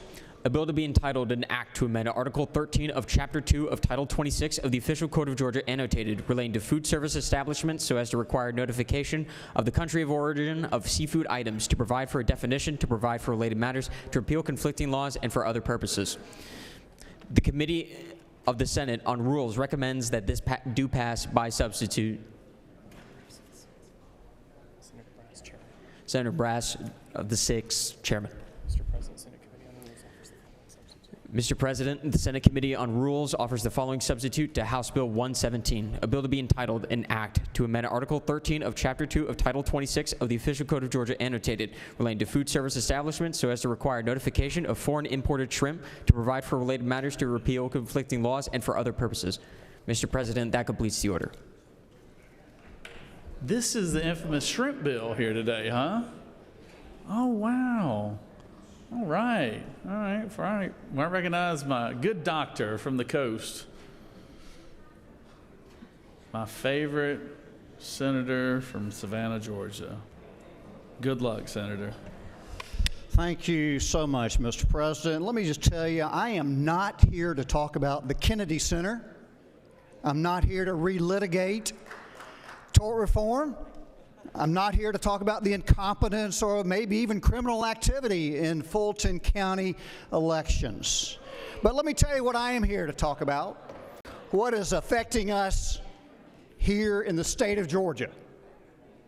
77% of the shrimp tested in Savannah, Georgia was imported shrimp. Places like China, India, and Vietnam, where they grow these shrimp in ponds, swimming in their own feces, given antibiotics and hormones. So in the state of Georgia, our native domestic shrimp caught off the coast of Georgia never has antibiotics, never has growth hormones, and are grown right here in the state of Georgia. And that's what this bill ensures, is truth in advertising. All it says is that you must post buy the shrimp whether or not, if it is foreign imported shrimp. Or you can have a placard visible to your patrons there in the restaurant. That's all it does. And believe it or not, the Georgia Restaurant Association has stopped their opposition. Now, why would they oppose such a thing like that? Well, I don't know, but I will tell you that our industry in the state of Georgia on the coast is better this year and last year than it was the year before. Do you think it has anything to do with the truth in advertising that is coming out about the shrimp in the state of Georgia? I think it does. Mr. President, I'll be happy to answer any questions relating to the shrimp in the state of Georgia. I think we're clear, Senator. No questions. Well, thank you very much. I ask for your favorable consideration for this matter for the state of Georgia and the shrimp industry. Thank you. All right. Does any other senator wish to speak for or against the measure? Chair hears none. Is there objection to the previous question being ordered? Chair hears none. The previous question is ordered. Question is on the adoption of the committee substitute. Is there objection to the adoption of the committee substitute? Hearing none, the committee substitute is adopted. Is there objection to the agreeing to the report of committee which is favorable to the passage of the bill? Chair hears none. The report of committee is agreed to. Is there objection to the main question being ordered? Chair hears none. The main question is ordered. The question is on the passage of the bill by substitute. All those in favor of the bill will vote yea. Opposed, nay. Secretary will unlock the machine.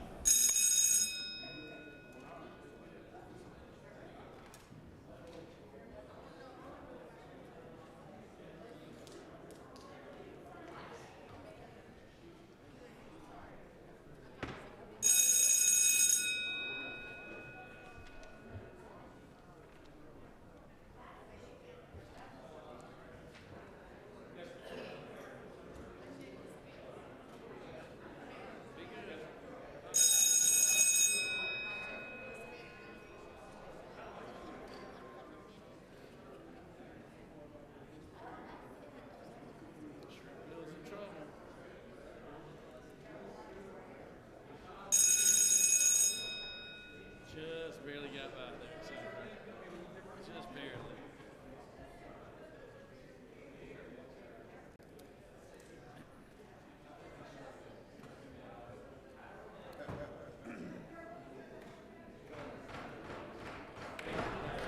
All right.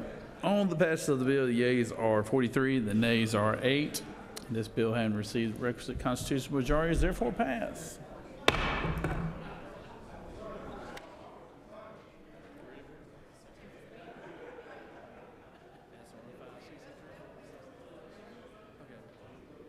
Secretary will read caption of SR 563.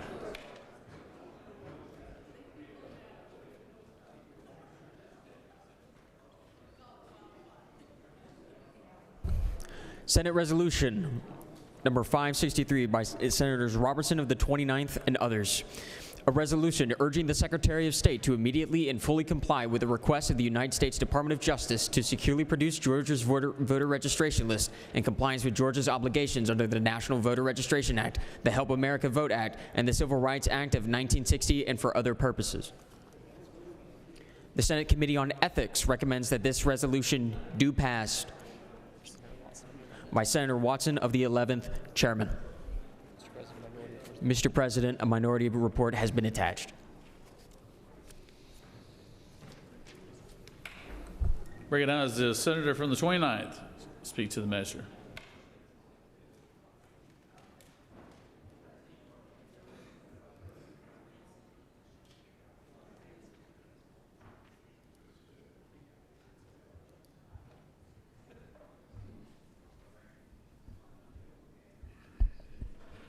Thank you, Mr. President.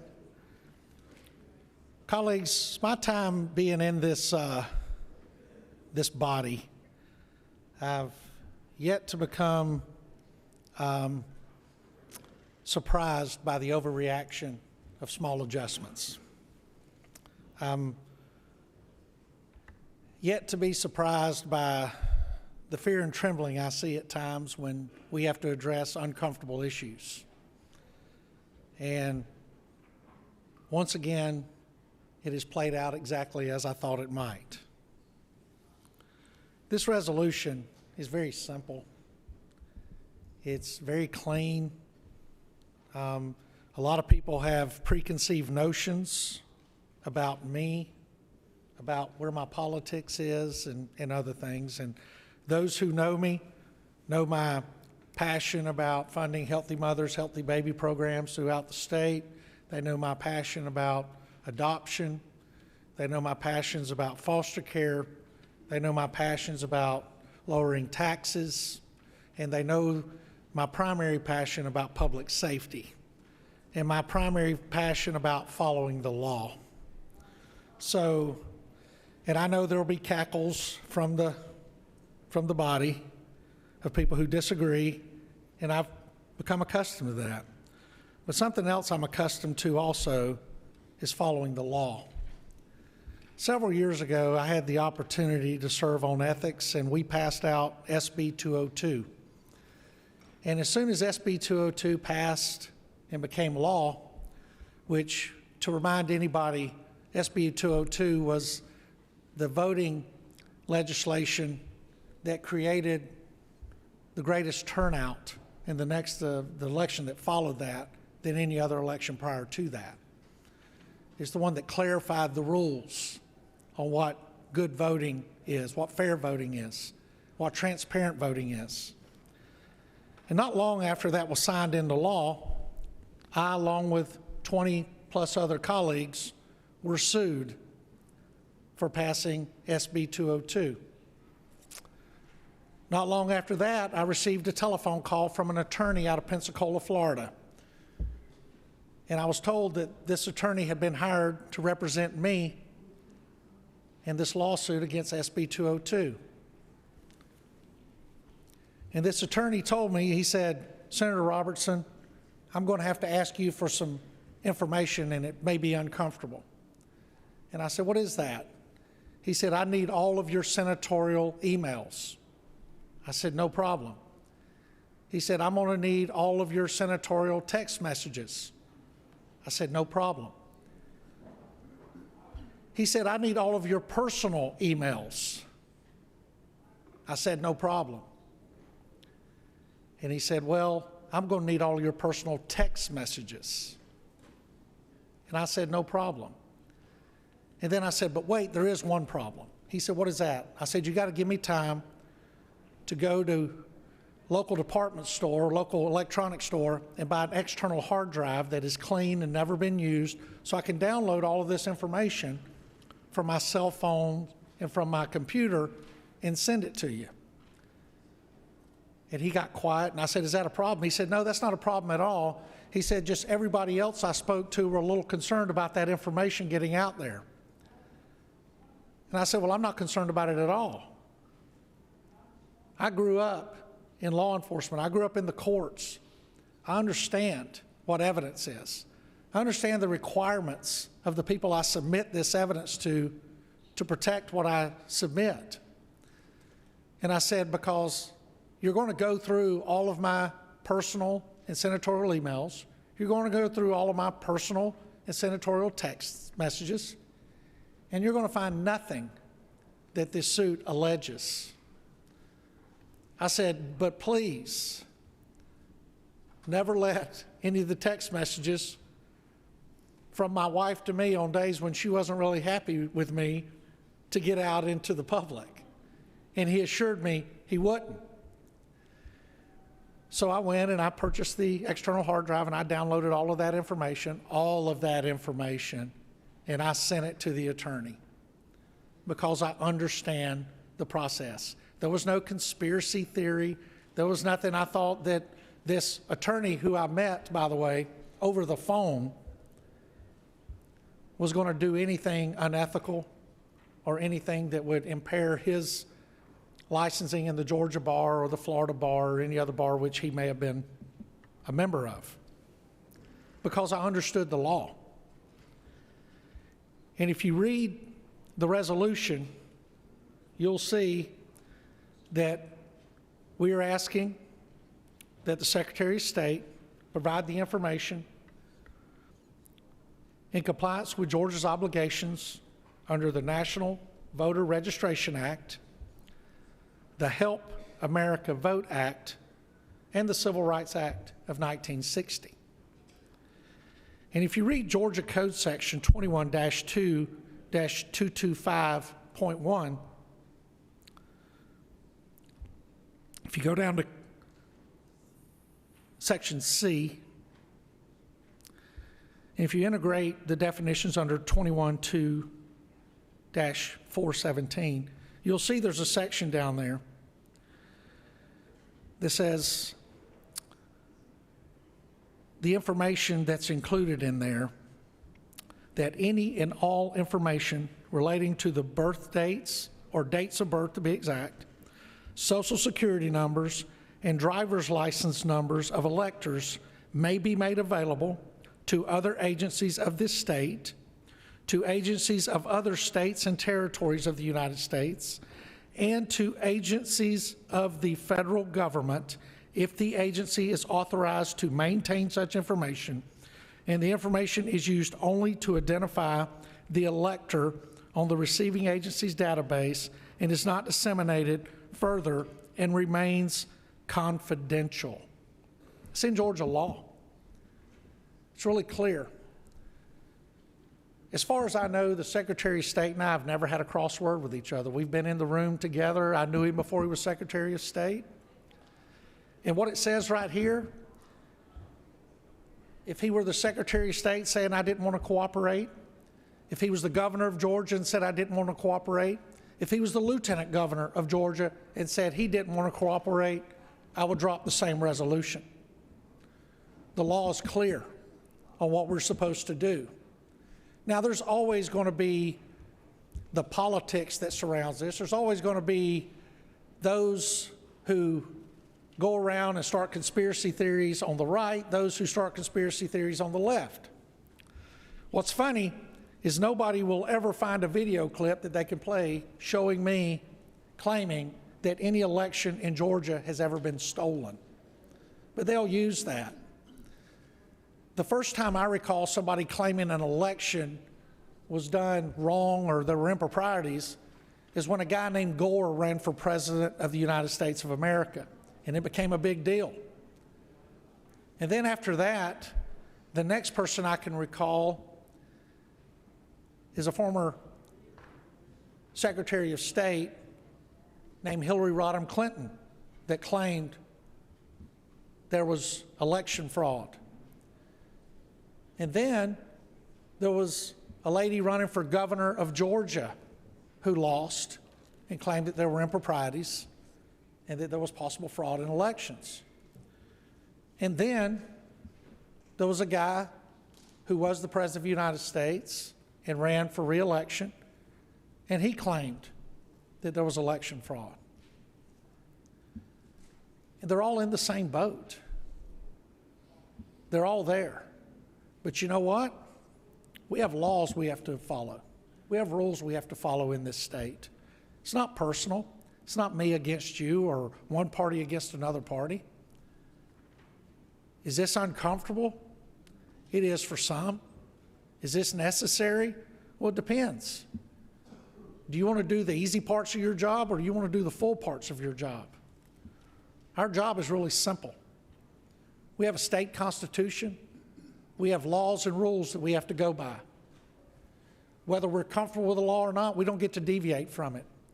Believe me, I put handcuffs on many people I weren't comfortable with, as I'm sure my friend from the 30th has also. We didn't love the law we had to enforce every time we enforced it, but you know what? We enforced it. Because this body or the federal government put laws down and said that. And so this resolution is very, very simple. It's asking the Secretary of State to do what other states have done, and that is fully cooperate. Other states who felt uncomfortable about their information, they sat down at the table and they wrote and agreed on MOUs. They signed those MOUs with the Department of Justice, and the information was handed over. I've heard several people talking about how their information is private. If you have a Social Security number that was not given to you by the federal government, I've got some bad news for you. You don't have a legitimate Social Security number. You can't buy them. You get them through a process. Usually that process is birth here in this country. If you think your driver's license information is not out in the real world, then I've got some cold news for you. It's out there. And I can tell you it's inside of state computers, inside of GCIC, it's inside of federal computers, it's inside of NCIC. Your driver's license information is out there. And I can go to the white pages anywhere on the internet and I can find out where you live. Not only do I find out where you live today, I can find out where you lived 10 years ago. And that'll take me about 4.5 minutes. I can tell you what your birthday is. It's not complicated. And this information I'm getting from you and about you is not information that is privy to me as a peace officer or privy to me as a state senator. This information is out there for everybody. I have friends that run private investigative agencies. I can give them your name, a partial of your name. In a short period of time, I'll know what all your vehicles, the license plates on all your vehicles are. I'll know what the VIN numbers are. People steal identification through banking information. They steal it through when we go in and we put our debit card in or our credit card in to a site where we're attempting to buy something and we don't realize that we're being phished for that information. That's what you have to worry about identity theft. And everybody in this room most likely has experienced some type of identity theft, which shocked me when somebody tried to do it to me. I don't know why anybody else would want to be Randy Robertson, but they made that attempt, and luckily it was caught in time and we were able to stop it. But it's not because I was willy-nilly with my personal information that we're talking about here today. So while many want to make this out to be some kind of battle for somebody, I'm going to hit you with a shocker. I love the pledge to the Georgia flag. My loyalty first lies with the state of Georgia. People want to label me something. Had somebody come up today and ask me if I was a MAGA. I don't think so. I think I'm a conservative state senator in Georgia who is a member of the Republican Party, who is a law-abiding citizen, who believes you stand up for what's right, not for what's comfortable. If you want to stand up for what's comfortable, then please, I heard somebody say it before, don't join the team with me and the senator from the 30th. Because people looking for comfort, don't do that. People wanting to follow law, do that. Read Title 21 and tell me what you think. But today, all we're doing is urging an elected official to do what Georgia law says he should do. That's all. It's that simple. Don't make it more than it is.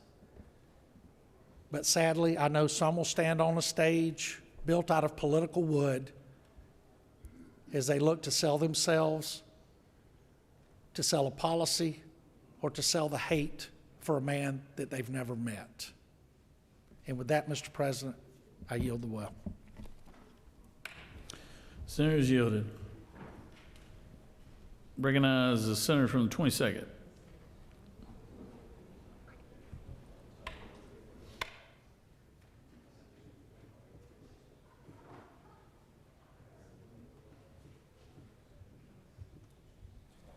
Thank you, Mr. President. As I stand in opposition to this particular resolution, I will say this: there won't be any cackling in this situation because it's a very serious moment for Georgia history. Context matters with this resolution. On one level, the resolution may look clean and pristine, but context actually matters. And so let's kind of look at what that context is. There's two levels to it.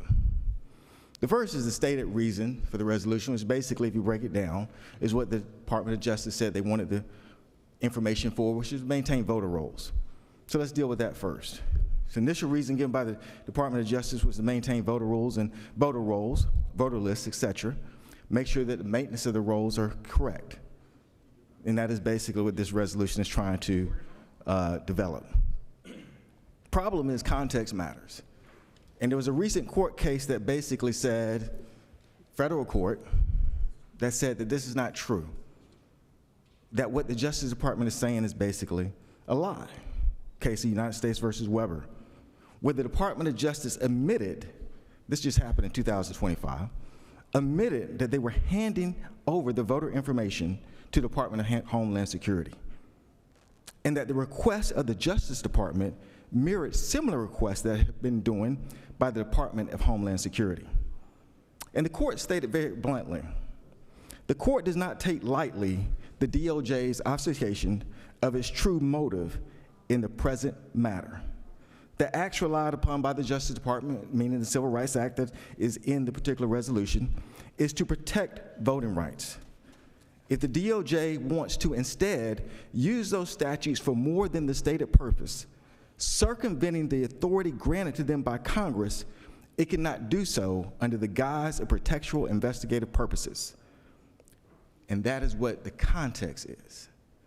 So this resolution may seem clean and pristine, but when you understand that the DOJ themselves said, we're handing this information over to the Department of Homeland Security, that comes from them in a court case. And that a federal judge then said, basically what you're telling us, all of this stuff about pristine maintenance rolls is a lie. This is court, this is law. Second aspect of the context is what happened last week. So now we're about to pass something which is basically based on a lie, because we know that it's based on a lie, because they're going to hand this information over by their own testimony over to other organizations, other agencies. It's not about voter maintenance. We already know that's true. Now, based on what just happened in Fulton County, this resolution takes even greater context, because now it is the context of actually trying to shield what really is the true goal of this administration, which we understand is to undercut the 26 midterms and potentially even once again try to take those. The truth of this intent has gone over many times, but I do want to point out one story that in other times, 20 years ago, would have been a major news story for years to come, possibly would have made a movie about it. But in our click days, it kind of comes and goes. The scene is January 4th, 2021, and a well-respected retired judge, Judge Ludick, who is now retired, is at home. He had been on the short list by President George W. Bush, was beaten out by Samuel Alito to be on the Supreme Court, so a very serious person. He receives a phone call from Vice President Pence's personal attorney, and he's asked immediately, what do you think about John Eastman? Ludick knew that John Eastman was one of the president's lawyers. He was understood constitutional law, and he said, well, basically, why do you ask? And he's told that Eastman has now written and orally stated that the vice president does not have to certify the election. Ludick said at that moment, he knew he was facing a signal moment in history. He immediately tells Pence attorney that no, Pence must certify because the law was clear. They hang up. The attorney calls back, but this time with a sense of urgency in his voice, and says, you have to do something either orally or in writing. They go back and forth, and finally it's determined that he would do in a tweet thread, talking about this day and age. Of course, 20 years ago it had been an op-ed, basically was an op-ed within tweet thread, basically instructing Vice President Pence he must certify the election because the law was clear. Then Vice President Pence, when he wrote a 3-page letter saying why he had to certify the election, he referenced Judge Ludick's opinion, stating, based on Judge Ludick, because everyone in conservative circles knew who he was, he carried weight, based on his analysis, I have to certify this election. That's how close we were. That's how close we were. A phone call. The next day, Vice President Pence called Judge Ludick. The two had never talked. First time they ever talked, and he called him and thanked him. A signal moment in history. Two men who had not spoken came together to help save our republic. Two men who I probably would not have very little in common with politically, but apparently we have a lot in common of wanting to actually make sure that the American experiment actually succeeds. And so today we're facing that signal moment in history. This is not a meaningless resolution. It is a statement whether you truly believe in our democratic values that we have struggled to obtain and struggled every day to keep. What America could be, she has not been, but we keep trying. This resolution has greater meaning because of the context to it, because it is given a Department of Justice, which a federal court has already said is lying. It is given a Department of Justice whose persons in that administration support somebody who literally tried to take an election. And if it was not before certain things, one of those being a tweet from a federal judge, that might have actually happened. It has given them cover. And the context of today says that this body would agree with it. And what's interesting about all of this is within this American experience, and many of my colleagues came up last week. We may not have many come up today, but many came up last week. What's interesting about this when we talk about our values as America, those who come up, many are African American, many are women, and many are LGBTQ and African American. They have received less from this nation than any other group. But historically, they are always the ones that discuss and hope that the American experiment will actually succeed. They are the ones who actually are consistently fighting to make sure that this country continues to go in the direction that it should. What also is interesting is where you stand today. Judge Ludick was appointed by President Bush.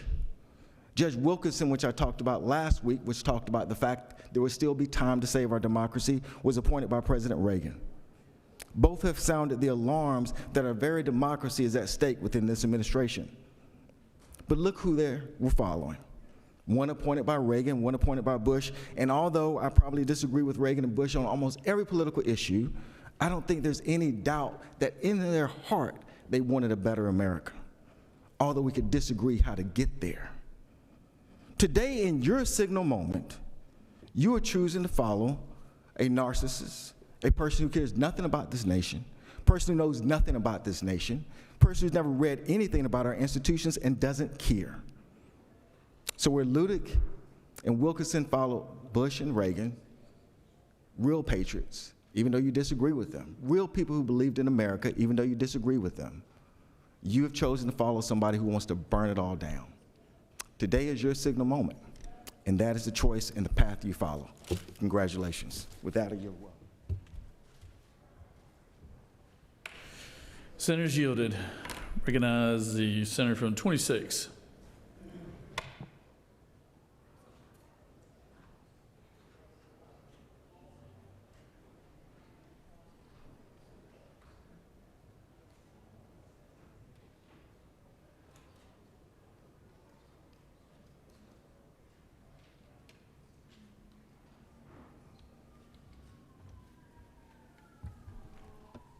Thank you, Mr. President. I wish I could speak as eloquently as the minority leader talked about this. But history teaches us what we've been through. What we've been through. Let me tell you a story. When I was 13 years old, in the neighborhood I lived in, Highway 49 ran around it. We used to get a basketball, and under the street light, we play four square, get some sand and draw four square. And if you missed hitting the ball in the square, then the next person came up. Well, I got picked up and accused of throwing a brick through somebody's window. I had on a pair of cut-off seersucker pants that were blue and white. The folks said that the person that threw the brick had on striped pants. If you'd have seen the pants in the light, they would look like they were white. They put me in the back of the car. I'm 13 years old. Little guy gets out of the car and got in the back seat of the police car and put a gun to my head. Called me everything but the child of God. They stopped me at a Handy Andy, which was about a mile from where I lived. There was a white clerk in there. We used to stop in there and buy snacks and stuff, and on Friday watch Have Gun Would Travel, Gunsmoke.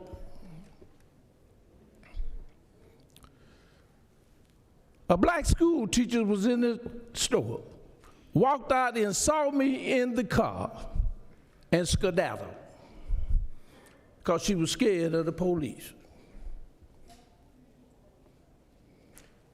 The white clerk that was in the store came out and looked in the car and saw who I was and told the police, I know that boy, he and his family come by the store all the time.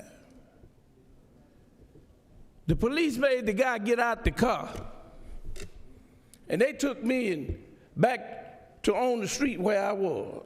But while I was sitting there crying, my mom and dad run by the store in the car running 70, 80 miles an hour, trying to find their child. In 1967, I left a predominantly black high school and went to a school called Lanier High, which was a military school. And when I went to practice, I went out for quarterback. And everybody used to park on the side of the street watching football practice to see whether or not I could throw a football. I very seldom played quarterback. I played everything but quarterback. And did pretty good. I left high school in '68 and went to a college called Tuskegee Institute. I wanted to play football. I used to watch Lenny Moore with the Baltimore Colts, and he would wear spats. And if you don't know what spats are, they tape your ankle and the shoe together. And you look mighty sporty when you're running the ball and you're scoring touchdowns. Well, when I went to Tuskegee, I called myself going to play quarterback. The trainer for the football team was my homeboy. And he told me, he said, man, don't do that. The coach told me to pick up your stuff after practice. I went to the coach and said, Coach, I can't go back home. He said, what you mean, Luke? I said, I can't go back. He said, well, what you gonna do? I said, let me play defensive back. We had a star running back by the name of Ralph Jenkins, all SIAC. He had a pulling guard by the name of Truck Robinson from Mississippi, weighed about 260 and ran a 4.7 40. That day at practice, they ran a sweep.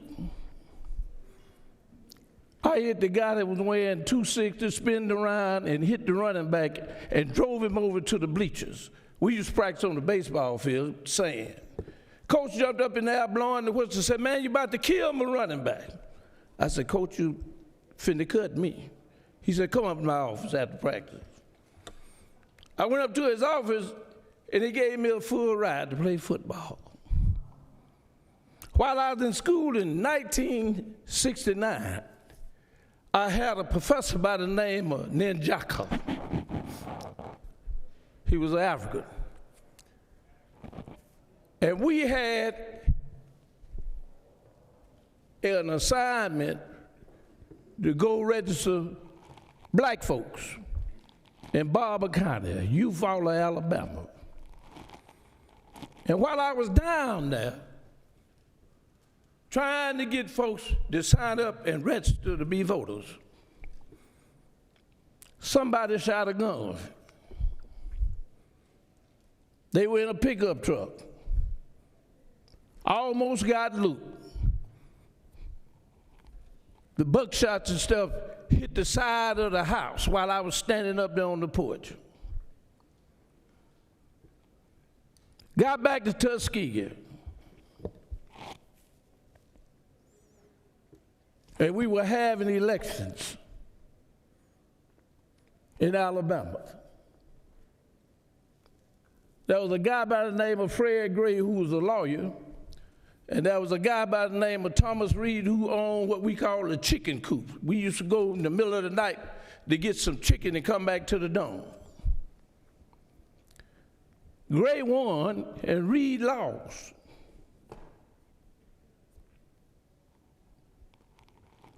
While I was at the courthouse, I saw a book. And the people who were voting, some of them were 100 years old. I took the book, put it up under my coat, and went back to Tuskegee. And we had them to look at it.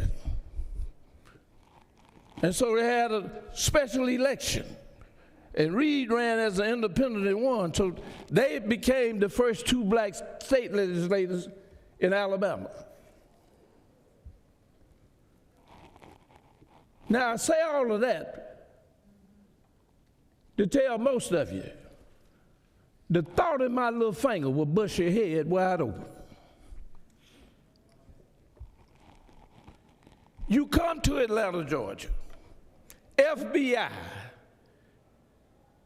take all the voter list, because the president said he won the election in Georgia. And had it not been for the phone call that the Secretary of State recorded, he'd have lied on him too. Ladies and gentlemen, we've got a president that a lot of you in here support. You don't say it out loud, but you support him because he couldn't do what he's doing unless he had your support. And so what I say to many of you, get some intestinal fortitude. You don't have to be a Democrat. You work. His money don't affect you. You send him money. That's how he win the election and pay all the lawyers that he's got defending him. Epstein files, he's smart now. He do everything and start something where he in the news every day about something else except the Epstein file. Now, most of us in here assume what Trump already knows. messing with them young girls.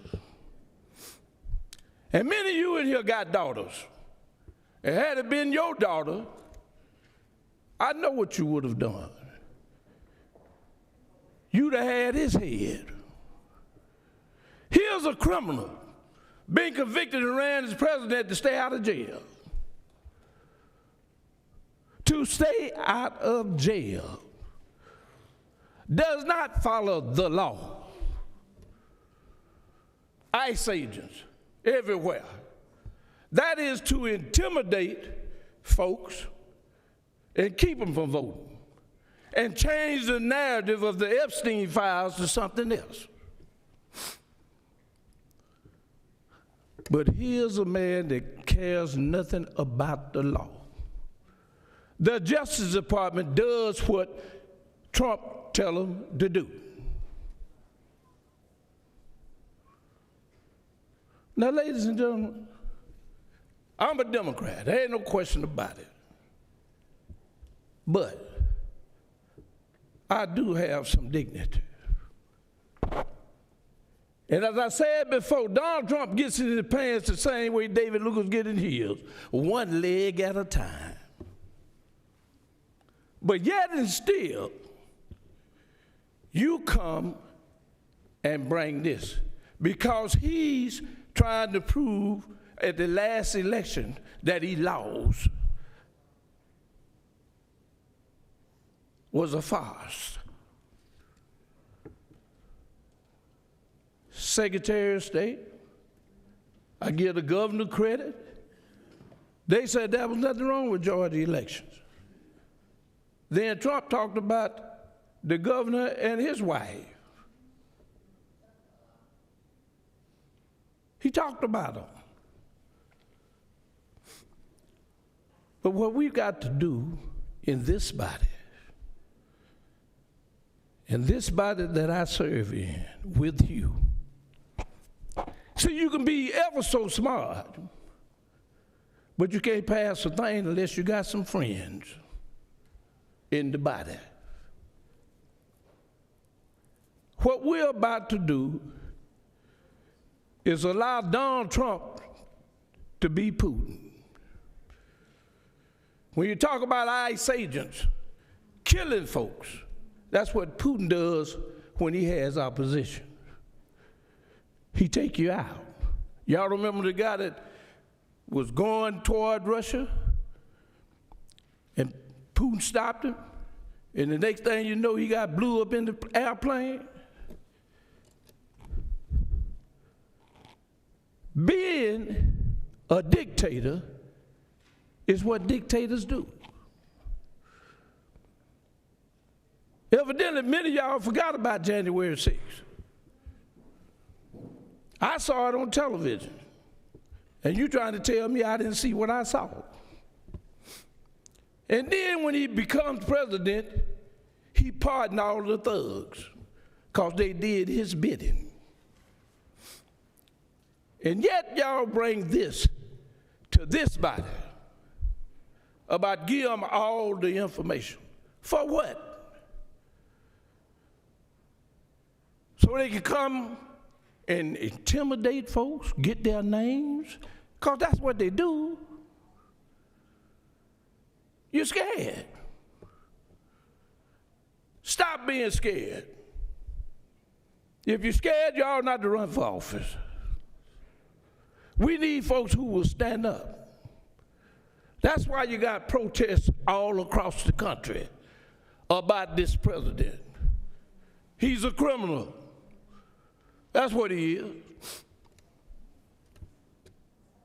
Amongst other things that they keep talking about. And he's in it. They just redacting everything where his name come up. Because he's the head of the party.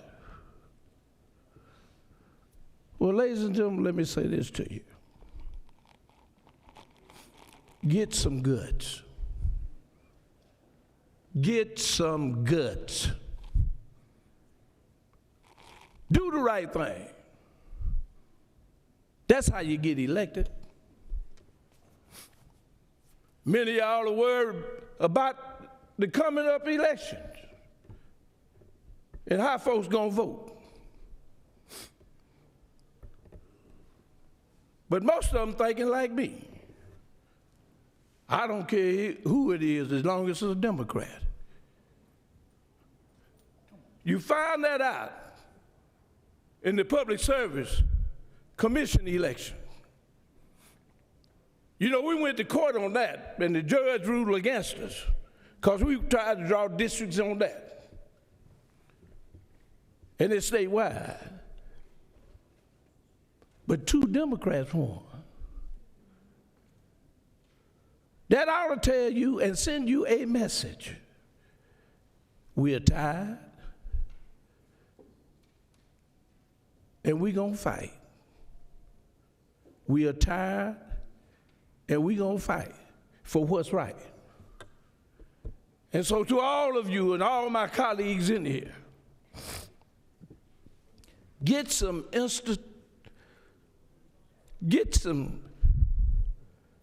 ump in you. Don't let Donald Trump call you and tell you to do something and you ask him how high. Get some intestinal fortitude. Represent the people that you are elected by. They are concerned about the grocery bill. How they gonna pay the house note? How they gonna pay the car note? How they gonna see about the children? And here we are in the Georgia Senate playing partisan politics and acquiesce to a tyrant, a dictator, a person who doesn't even care about the law. He's trying to see how far he can go and what you're going to do about it. And that's the reason you see all these protesters across the country. Across the country. Not in little small rural counties, but in big cities, little cities, folks who stay on the ocean, folks who stay at the Great Lakes. They are tired. And they're telling you they're tired because everywhere you see, the majority of the folks in the protests don't look like me.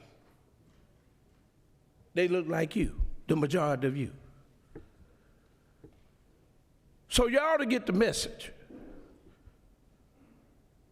When you come time for re-election, don't come up and tell the folks what you did. When Trump said jump, you jumped.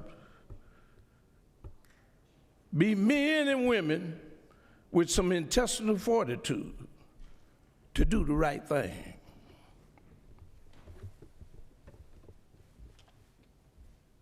All right, Senator's yielded.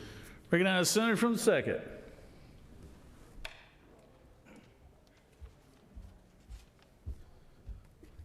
Thank you, Mr. President. This morning, colleagues, we've got Senate Resolution 563, which is an urging resolution, and I would like to highlight that that's all it does is it urges. But I want to talk for a few moments about what it's actually urging.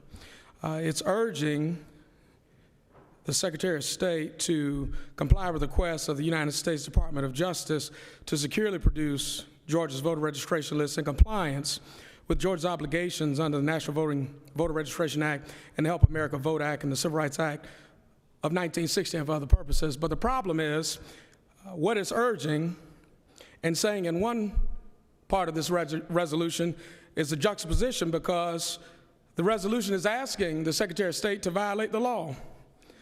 Why? Because in OCGA 21-2-225 and OCGA 21-2-219, it restricts how voter data and information is to be shared. And I've sat in ethics committee meetings, they've been at 7 a.m., they've been at 5, they've been at 7 p.m. In fact, Mr. President, I got promoted on the committee and showed up to be the secretary. And I've been in these hearings and understanding that Eric and how we maintain lists, and one of the reasons we don't maintain our list with the state of Florida is because they've got a full sunshine law, and that they transmit their voter information by not obscuring the Social Security numbers, but by displaying those Social Security numbers. However, Georgia law does not allow us to share information in that manner. And so since we can't share information, that's why we don't use the state of Florida to maintain our voter rolls and compare our data to theirs, because of how we protect folks' information.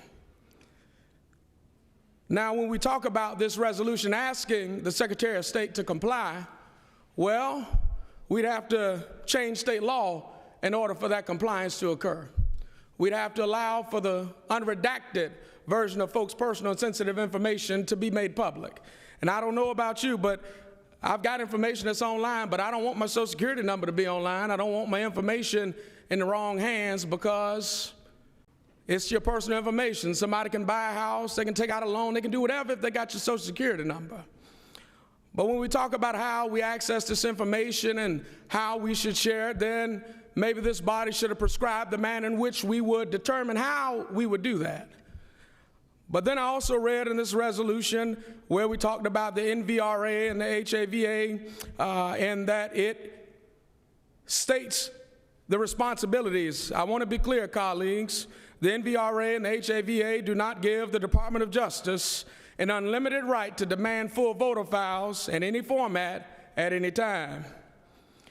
And so now we say the Georgia Secretary of State has refused to comply with multiple requests for this information in full, and that is absolutely correct, because he is abiding by Georgia law. And so refusal to comply is not because somebody doesn't want to comply, it's because we have laws that say you can't do that. Now, when we talk about how folks break laws and how things go, and if they were so corrupt, well, we spent a lot of time investigating Fonnie Willis, but we didn't spend any time investigating Brad Raffensperger. We could have done a special subpoena the same way you did there if it was serious enough. We've had time to do this since 2020 if we were serious about it. But this is nothing more than smoke and mirrors to make a political point that does not need to be made, but it's about protecting folks' information. And I want to be clear, the federal government does not run election administrations, neither does the president. States run elections. And if we were serious about how elections would be run and the security, then we wouldn't have an unelected, unaccountable board making decisions about elections. We don't put people on the pension board that can't count. So why do we have people on the election board that don't know anything about elections and how to administer them, how the process should work? If anything, we should have registrars and county boards of elections to be on the board to go through the technical intricacies of our voting system if we were serious about it, not political appointees or hack jobs, but this unelected, unaccountable board. And if we were serious about it, we would put them on the ballot then. We would make a constitutional amendment to empower them, because right now, in that little small book on my desk, elections and the manner in which the information is tabulated and process comes to the Secretary of State, that's a constitutional officer. And I read in that same small rectangular book that said the Secretary of State was a constitutional officer, not under the jurisdiction of this body, but this urging resolution is just theater and performance at best. And so while we may want to urge the Secretary of State, so I ask you the question, if you vote yes on this, are you urging the Secretary of State to violate Georgia law? Because that is the question that I leave you with, and that's the juxtaposition of what is absolutely fundamentally right and what is fundamentally wrong. And Mr. President, as I yield the well, I'm concerned about the soul of America and the soul of our democracy, but I will say this: what a tangled web we weave when we seek to deceive. And with that, Mr. President, I yield the well.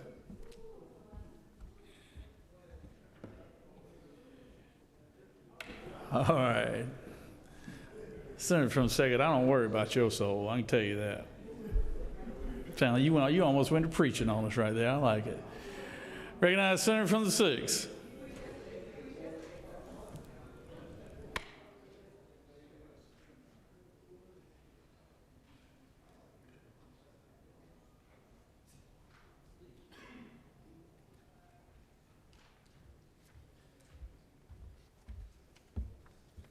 Well, Mr. President, ladies and gentlemen, I ain't no preacher. and I don't have help to write speeches.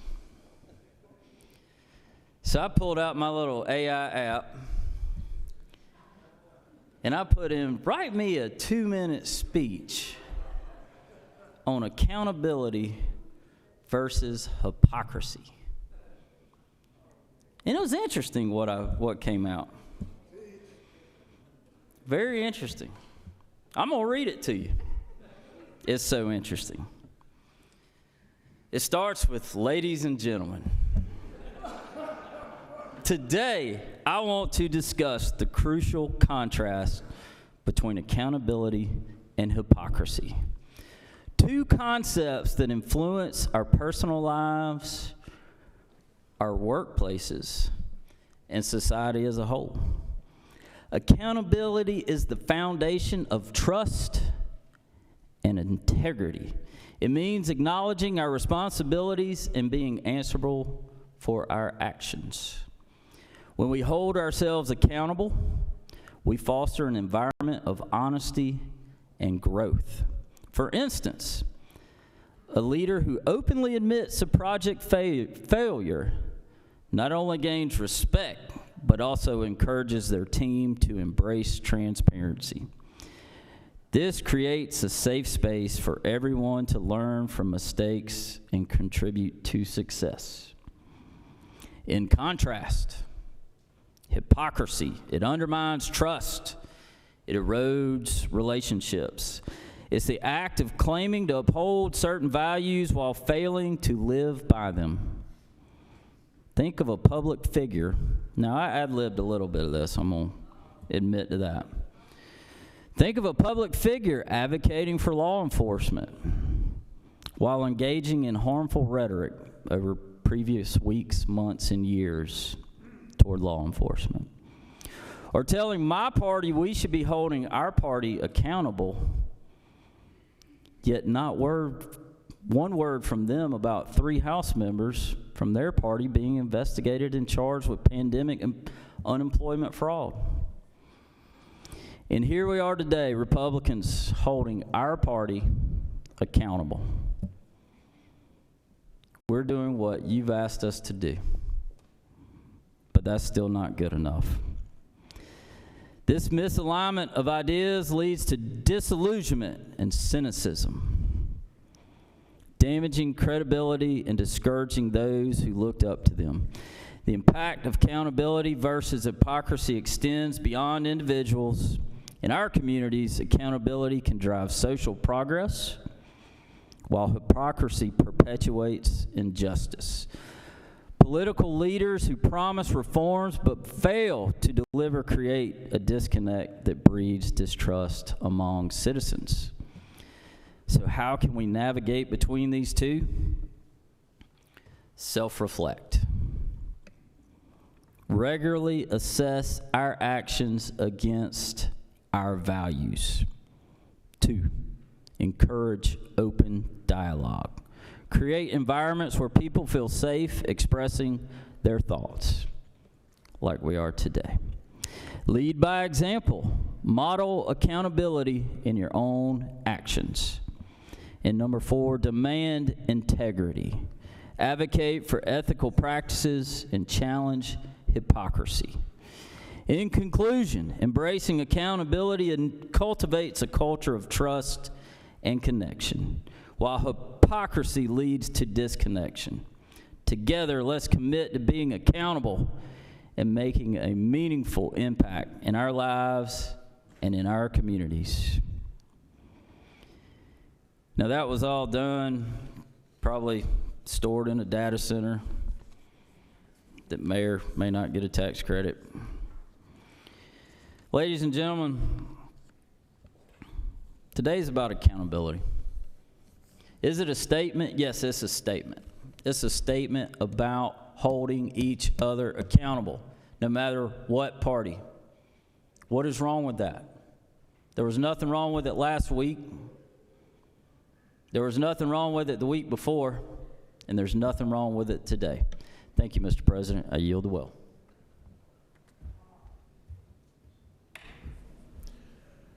All right, thank you, Senator. Recognize 14th? You had the minority report, correct?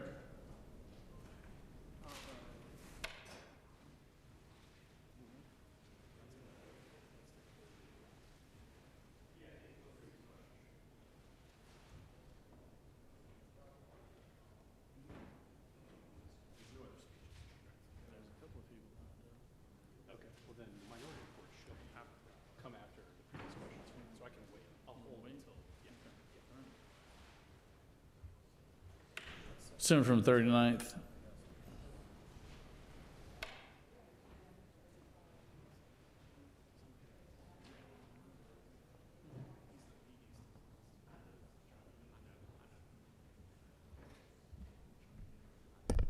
Thank you, Mr. President, and good afternoon again, colleagues.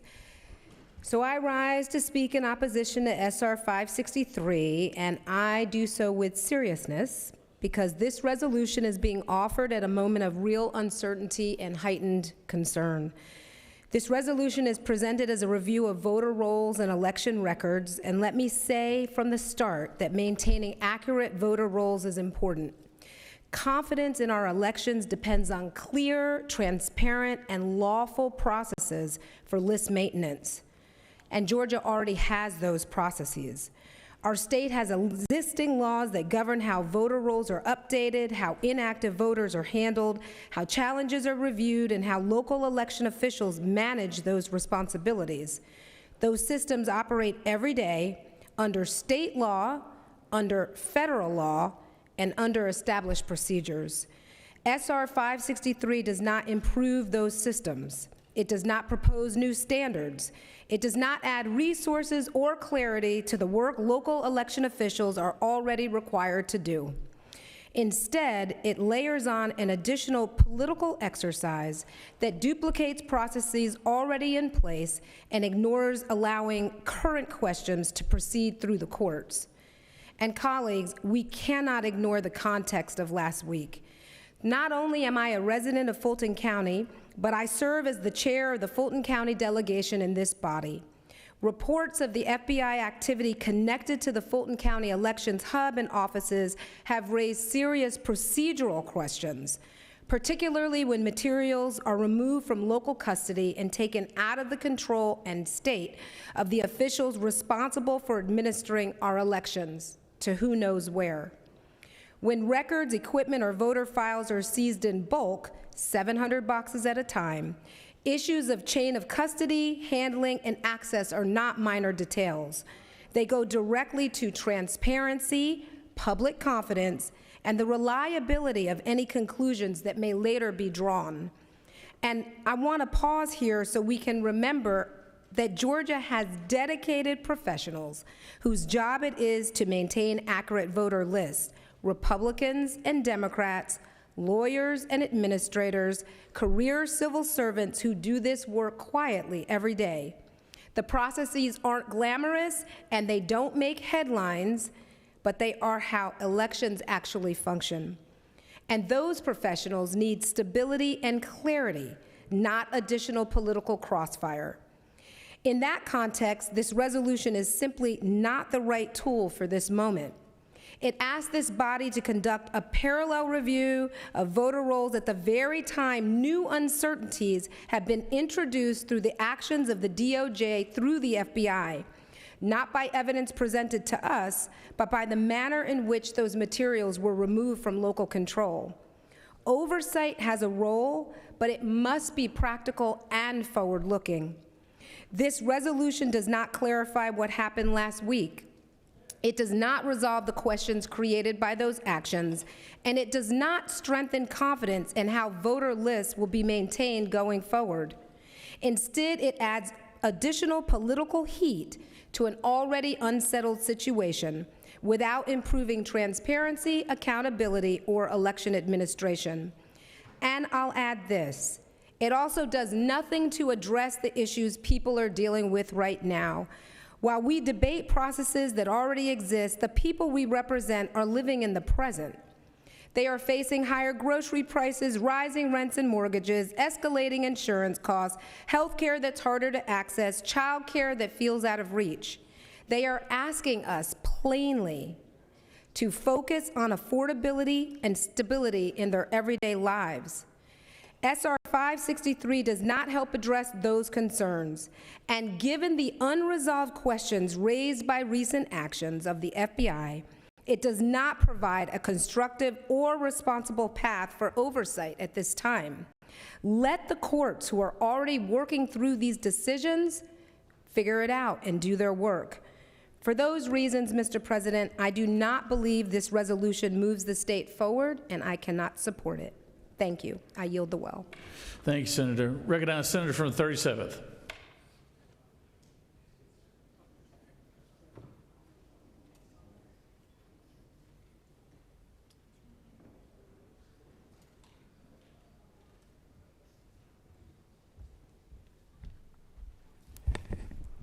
Thank you, Mr. President. Ladies and gentlemen, rise today in support of Senate Resolution 563. And I want to echo the words of the senator from the 22nd who said that context matters. Context does, in fact, matter. And what this resolution is about transparency. When the author of this resolution stood here about a half hour ago and talked about how important it is to share everything, he shared a personal example of how under investigation with a broad number of people, he handed over everything, even personal messages. He has nothing to hide. Ladies and gentlemen, the Senate, I propose to you that Georgia should have nothing to hide. And with this resolution, we're making sure Georgia hides nothing from full public transparency. I personally stand in a place, and I'd like to thank Vice President Mike Pence for his bold and stand on January 6th certifying the 2020 election. That's where I stand. I stand with Vice President Mike Pence because given the information they had at the time and the timelines they had to certify election, that was the bold, high-integrity move. I stand there with many Republicans in making that statement. That's where I am today, with integrity and transparency. But I stand in support of Senate Resolution 563 because this is a resolution truly about transparency. Now, those who are watching this online or here present with us in the Senate chamber have heard some attacks on this. You know, the senators can bring their own perspective, and they would avert their conscience as they see it. But if you read the words on the page of Senate Resolution 563, this is a resolution of transparency. Now, there may be an effort to twist and contort what that all means.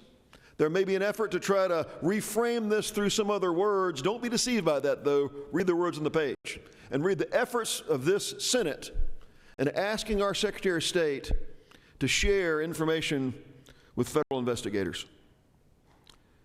He should do that because I asked the question, if we have only valid voters in our system, what's there to hide?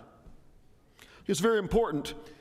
As a state, if we have voters in our system that are not valid, who wouldn't want to know that? Would interests not want to know? What interest would not want to know if there were voters that are invalidly registered to vote and voting in our state? Who would want to hide that? Who would stand to gain from that? This resolution makes it clear for everybody that Georgia has nothing to hide. Ladies and gentlemen, one of the most important principles of our election system, from my perspective, is the state control of elections. State control of elections. I reject the premise that the federal government ought to have to come in and take over our elections. It's an important part of our compound republic. Why is this resolution so important to that?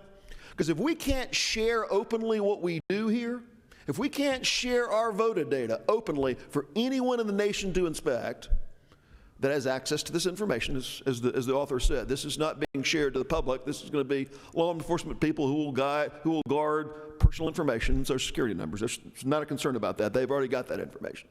But if we can't share openly our voter data, I fear that someday some real tyrant, some true tyrant's going to come in and try to nationalize our election system, saying the states can't be trusted. The states can't maintain their local lists. And somehow, someday, the federal government might come in a true act of tyranny, try to take elections away from our states. In my opinion, in my belief, To maintain the integrity of state control of elections, having transparency of who our registered voters are is paramount to maintaining that state-level independence. And that is paramount to me, and that's paramount to the voters from Senate District 37. Ladies and gentlemen, this is an issue of integrity of voter data. List maintenance is in question, and I think Georgia has nothing to hide. I ask every member of this body to stand with transparency, to stand with the perspective that we should share our voter lists with valid government entities to make sure there's nothing wrong with the data because we have nothing to hide. Share the voter list, we have nothing to hide. Share the Epstein list, we have nothing to hide. I think we can stand together. This legislature ought to be about sharing information publicly. Because if we care about the voters back in our district, they want to see transparency.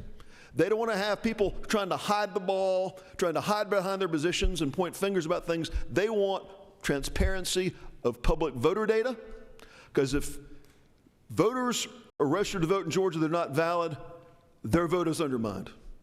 Their vote is compromised. Friends, this is a voting rights state. This is a state we've cared deeply about the integrity of our elections. We've had a lot of attention over the years. I'm proud that this Senate stands with openness and integrity, not trying to hide the ball from anybody, not trying to play games. And I think the Secretary of State should follow federal law. This is not a federal takeover. In my opinion, transparency protects the long-term integrity of state control of our elections, and that's why Senate Resolution 563 stands with transparency and integrity. That's what I stand for. That's the context in which I support this, not the bogus narratives that you've heard from some of our members. That may be why they're opposing it, but the reason I support it is for transparency so that all voters can see that the work Georgia's been doing and that we're committed to an open, fair election system for all, no matter where you come from, no matter what you look like, no matter what your zip code is, or no matter who you vote for. With that, Mr. President, I yield the will. All right, thank you, Senator. Senator from the second, for what purpose do you rise? State your inquiry. Mr. President, did the heating bill suffer lapse in appropriations for anything the Senator of the 19th may or may not have done in this ice box in the chamber? So you're saying you're a little cold, huh? Frostbitten, Mr. President.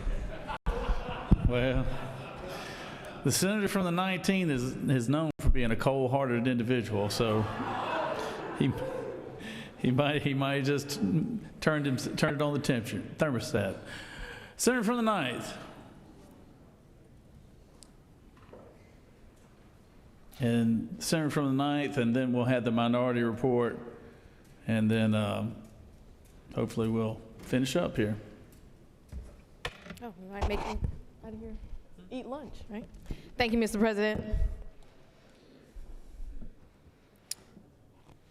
I rise today in opposition of SR 563 and echoing some of the sentiments some of my colleagues have already brought forward to this body. Here we are on legislative day 10, and this is where my Republican colleagues want to waste time. While Georgians are waiting for us to prioritize things that really matter, while their needs lay by the wayside, this is day 10 of what we're dealing with, not any real legislation.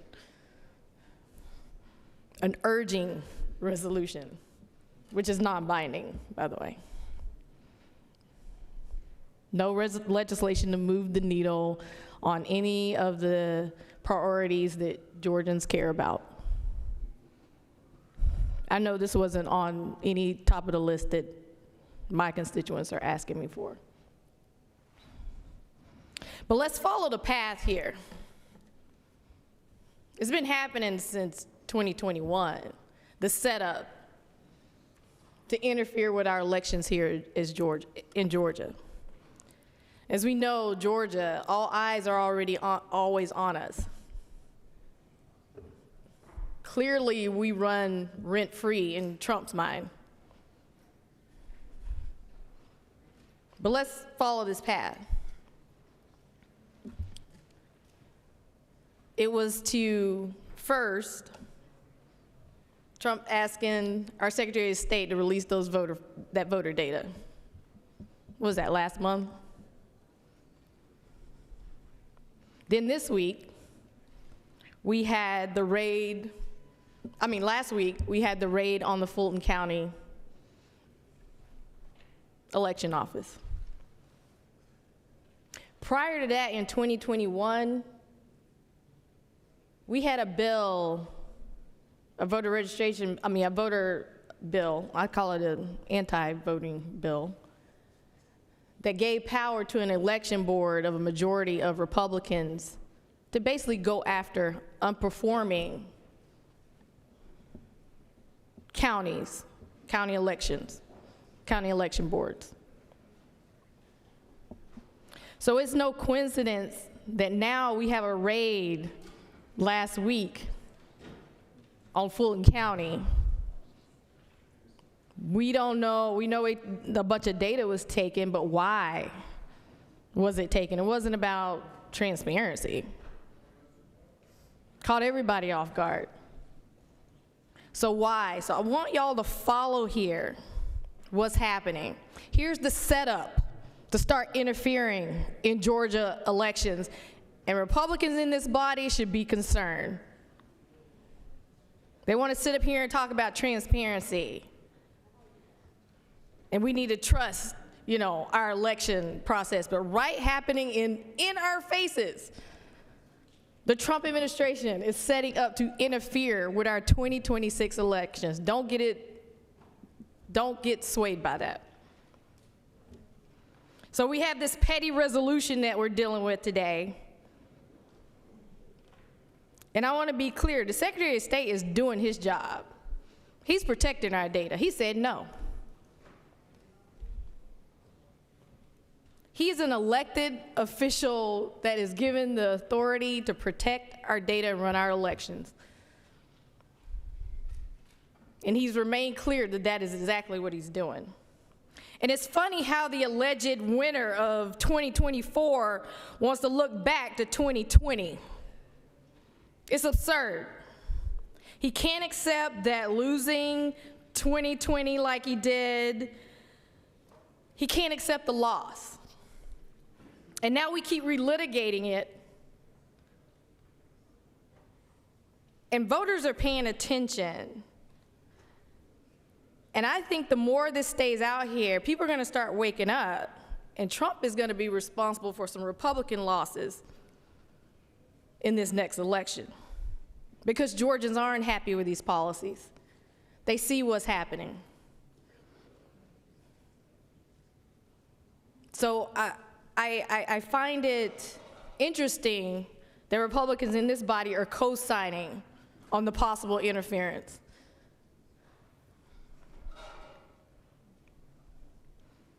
The FBI raiding Fulton County election office is just one more alarming, terrifying escalation from this failing administration of a wannabe king deflecting from his economic failures. People care about groceries prices going up right now. People care about housing. People care about being priced out of their health care. And yet we have not dealt with one bill in this body to deal with any of those issues that people are asking us to make a priority.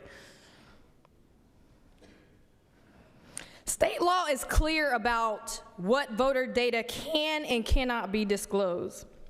And there is no exception to that law because Donald Trump said so. If Donald Trump wants Georgia voters' personal information, that's too bad. Because presidents have to follow the law like everyone else. I'm asking everyone in this body, including my colleagues on the other side of the aisle, as my senator colleague has said, find some courage. I know y'all are following orders, but sometimes you have to think, what's really happening here? Would you be okay if they walked up in your county and start stealing your voter files without you knowing about it? Let's start looking at Coffee County. That might be where we really need to go and do some investigations, because that's really the only alleged voter fraud that we know we have evidence that happened. Why isn't that county getting raided? But here we are, raiding Fulton County, as we all know, is the largest, one of our largest counties. And the move here is to delegitimize the authority of that county's Board of Elections to run their elections and find cause to interfere with 2026. Pay attention, folks. What we should be doing is queuing up some lawsuits, because it's happening right in front of our faces, the interference in our elections. I'm urging no today, not to protect any party, and this shouldn't even be partisan, but it's to protect Georgia law. Georgia voters, it's to protect our Georgia voters and the integrity of our elections going forward. With that, Mr. President, I yield well. Senator has yielded. Recognize the senator from the 35th.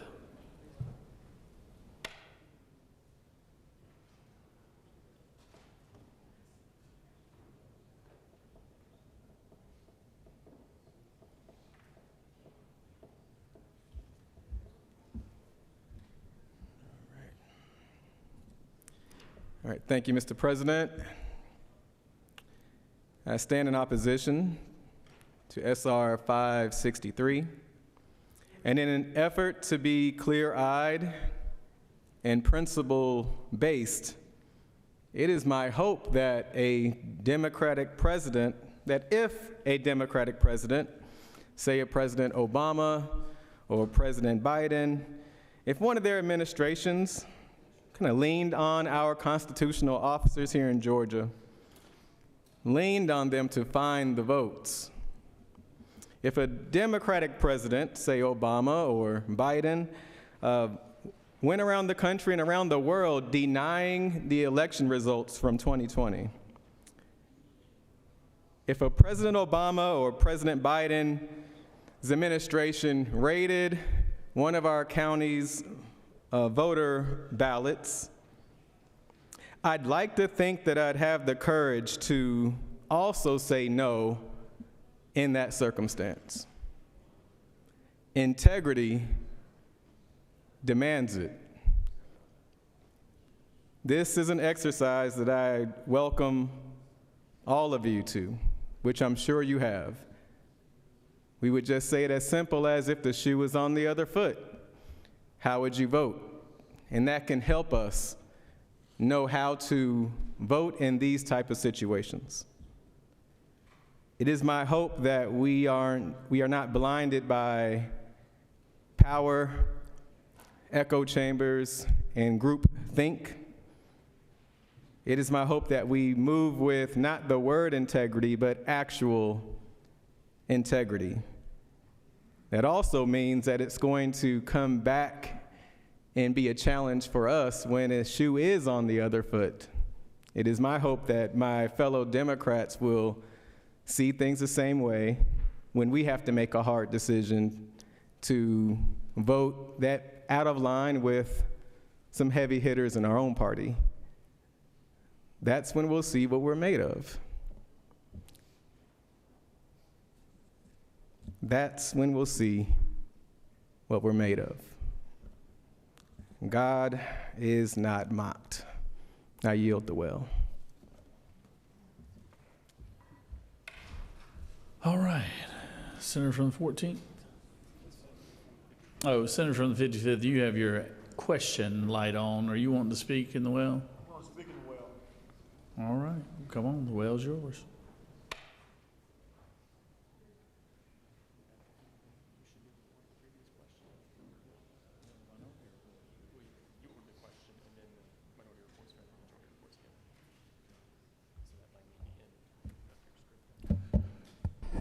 Ladies and gentlemen of this august body, Mr. President, I rise in opposition to 563. Hopefully as no surprise. I rise because I am troubled by our nation and where we are. If I have to stand, as many that look like me who have been kissed by the sun, have become the conscience of this nation to do what is right. I welcome the opportunity to stand, and I want to say that I rise simply because I did not really want to get up here. But as I look, I don't want it to be said that I stood by when someone is quoting the Civil Rights Act of 1960 for the proposition of reversing history. This is preposterous. If you look at what was happening in 1960 when I was walking down the street with my grandmother in Griffin, Georgia, when people on the back of a pickup truck screamed out and hurled some words that I didn't even understand as a little kid. And I said, who is this disrespecting my grandmother? Calling her an N, get off the road. This is what was happening in 1960, right down the street, right here. No one of my color was in here. And you were gonna quote the 1960 Civil Rights Act to take my Voting Rights Act away and me sit down and be comfortable with it? I'm telling you, this is 1984 when it rains down, when you're doing something called urine and calling it rain. That we can't stand by like that. So in 1960, it was to strengthen Voting Rights Act, not to take voting away. In 1960, we were trying to help people vote. And here we are saying we are helping people vote by taking voting away to intimidate people. There's a system to get data. Can you imagine, am I in Russia now? Does democracy stand for something? You are gonna forcefully come and threaten people? That's where we are. We have people living in fear. My colleagues telling me they are afraid that someone's gonna primary them if they stand for what's right. That's what we have evolved to. So I'm urging you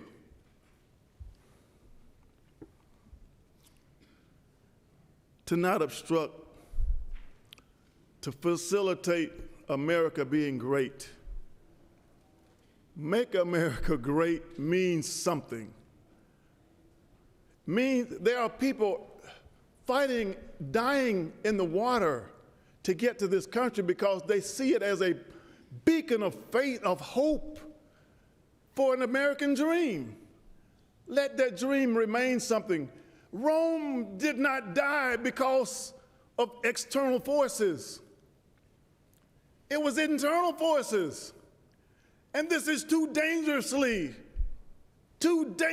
like Nazi Germany, when people refused to stand for what was right.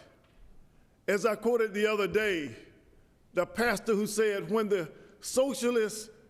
came for the socialists, I did not stand up. When they came for the unionists, I didn't stand up. When they came for the Jew, I did not stand up. And then when they came for me, there was no one to stand for me. And I'm saying to you, I'm pleading for you. Whether it means anything or not, I want you to think about where we are headed in this country. Dr. King said it. Are we going to live together? I mean, really, we are shooting holes in our own boat. We are no longer number one in literacy in America, in the world. Our students are not being able to compete with people in places we can't even pronounce. Is this truly America? Yes. I stand because we are quoting laws designed to make voting easier and manipulating it to make people afraid to vote, manipulating it to have an excuse to come in 2026 and try to take over our elections. I never thought it could happen. I never thought that the federal government, which was to protect us, would now be the instigator of taking our rights away, because in 2026, some people are afraid of the results. We are there now. And there were some people that looked like me who didn't want to vote for a woman, who stayed at home. Look at the numbers. And I'm going to call out people that look like me, called black men. I didn't stand up here to say this, but I'm going to say it and you can get on me later. If black men had voted at the same level that they voted in 2020, when they put Biden in, when they elected the first person of Jewish descent to the Senate, when they elected the first African American to the Senate, Warnock, if they voted at the same level, just at the same level as the population growth in 2024, the election would not have been the same, and Georgia would not have gone the way it went. It would not have been him trying to convince someone to give him 11,790 votes. It would not. Why? Because young African men get this message. My men who are kissed by the sun, those 50 and under who did vote in 2020, if you want to look at the numbers, they did vote in 2020, and we elected those people. But in 2024, only 70% of men of African descent even voted again. Not talking about the ones that were not registered, not talking about the ones who were registered and did not vote. I'm telling you, only 70% of the ones who did vote in 2020 came back and voted in 2024 on an election decided by 115,000 votes. Why is this all relevant? 2020, it's 6 years later, and we're debating over and trying to justify taking an election in 2026 about what happened in 2020.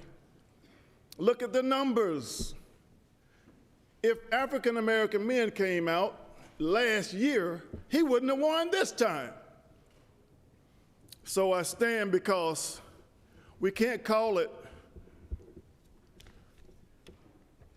civil rights and take away rights. We can't take it help America vote and help America not vote. We can't double speech it. Thank you, Mr. President, because we need to strengthen voting rights. I hear there's something across the hall. First time I heard about it today. Again, trying to take my voting rights. Why?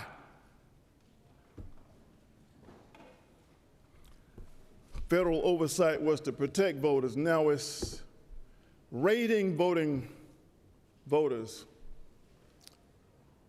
A federal government that people are afraid of. That's what we've evolved to.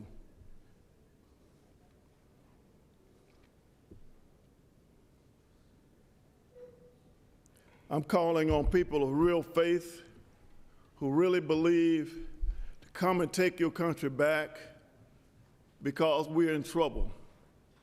We're in trouble because some of you will vote for this, but I urge you, go take a cup of coffee.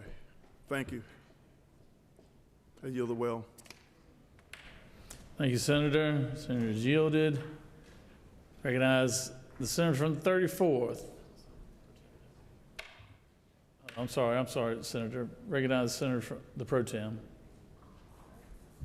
Thank you, Mr. President. There's been some vigorous debate here today. We've got a lot of committee meetings scheduled this afternoon, so I would respectfully call the question. Yes, sir. I think this was the last speaker here. Senator, you waive? You waive? Okay. All right. So, and we were about to call a previous question as it is. So we'll call the previous question, then we'll hear the minority report, then we'll hear the senator, the author of the bill.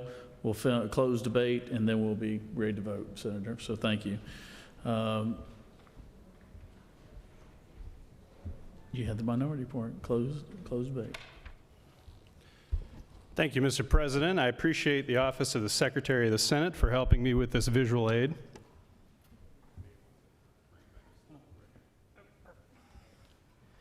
On your desks this morning, you found this very rudimentary chart that I've provided for all the senators today, and I'll just in a second I'll get into what this chart means.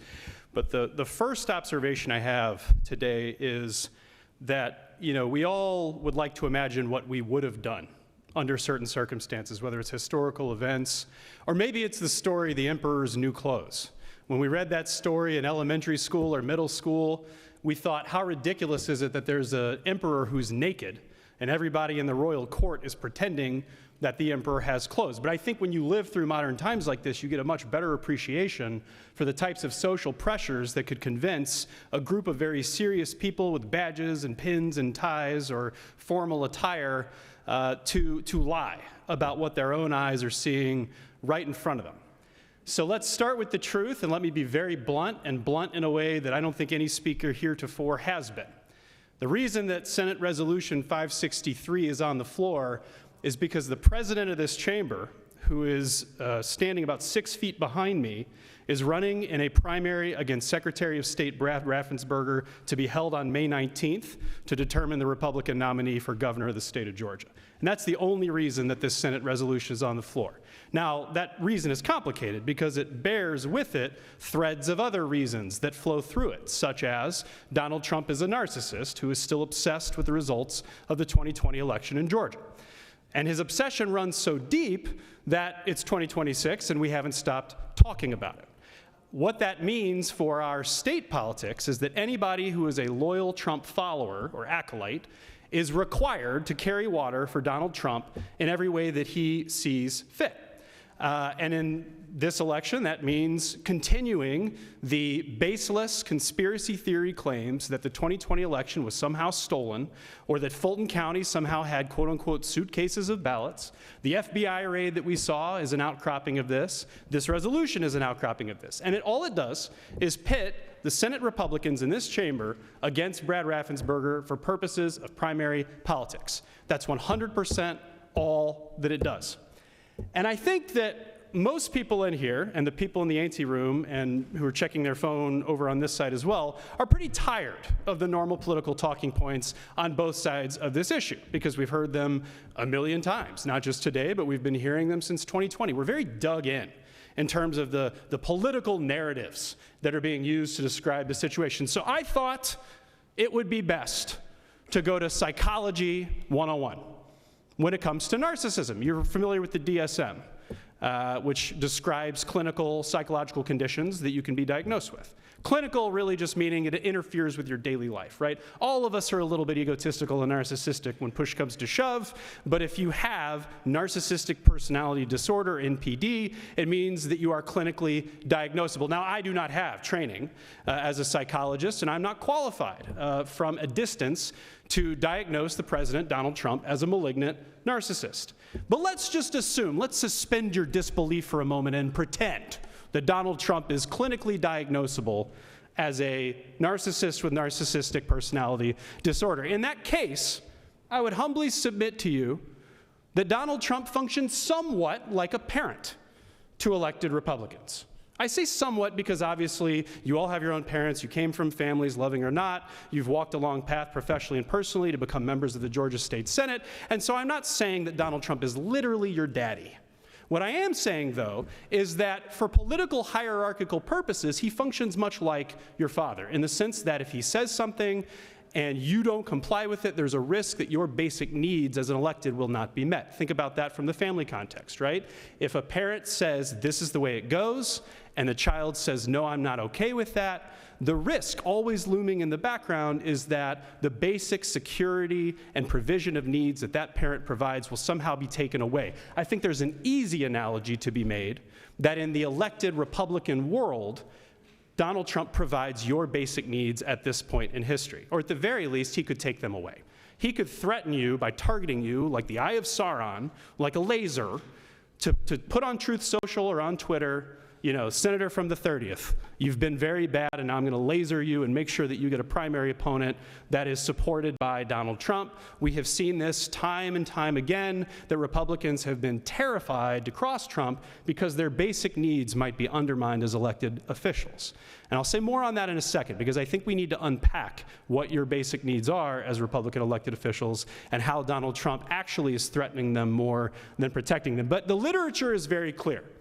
There are three basic types of adult children of narcissistic parents. So what I'm talking about is in the family context, when you're raised with a narcissistic parent, there are three personality types that develop among the kids who have the unfortunate circumstance of being stuck in that environment. They are the golden child, the scapegoat, and the invisible child.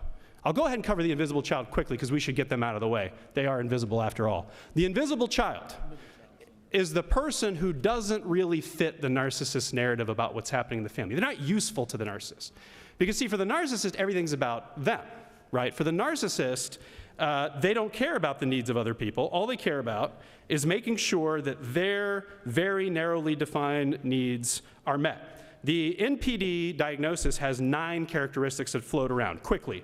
Grandiose sense of self-importance, right? It's the best, it's going to be the best you've ever seen, right? Frequent fantasies about having or deserving. I don't know, Greenland, for example. Belief in superiority, America first. Need for admiration. My inauguration crowd was the biggest of all time. Entitlement. I can shut down the Kennedy Center for 2 years. I can destroy the East Wing of the White House and put up gold gilded BS all over the Oval Office. Number 6, willingness to exploit others. Every single business deal that Donald Trump did before he became president, and all the ways his family has personally benefited, see Jared Kushner, from his time in office. 7, lack of empathy, saying that places are S-hole countries.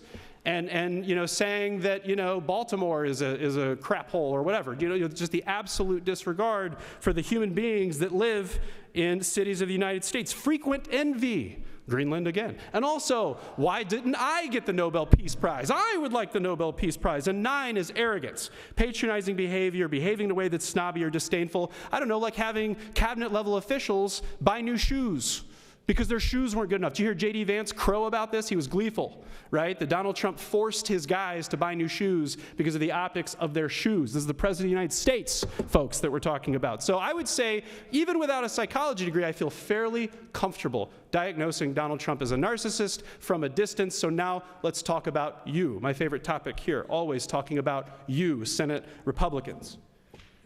If you are smart politically, if you are in line with the president's plans for his own election to the office of governor, which I think almost all of you are, I remember there were like 3 of you who didn't endorse the president for governor a few months ago, and I remember I texted somebody about that. I thought that was odd, and I was worried about the 3 of you.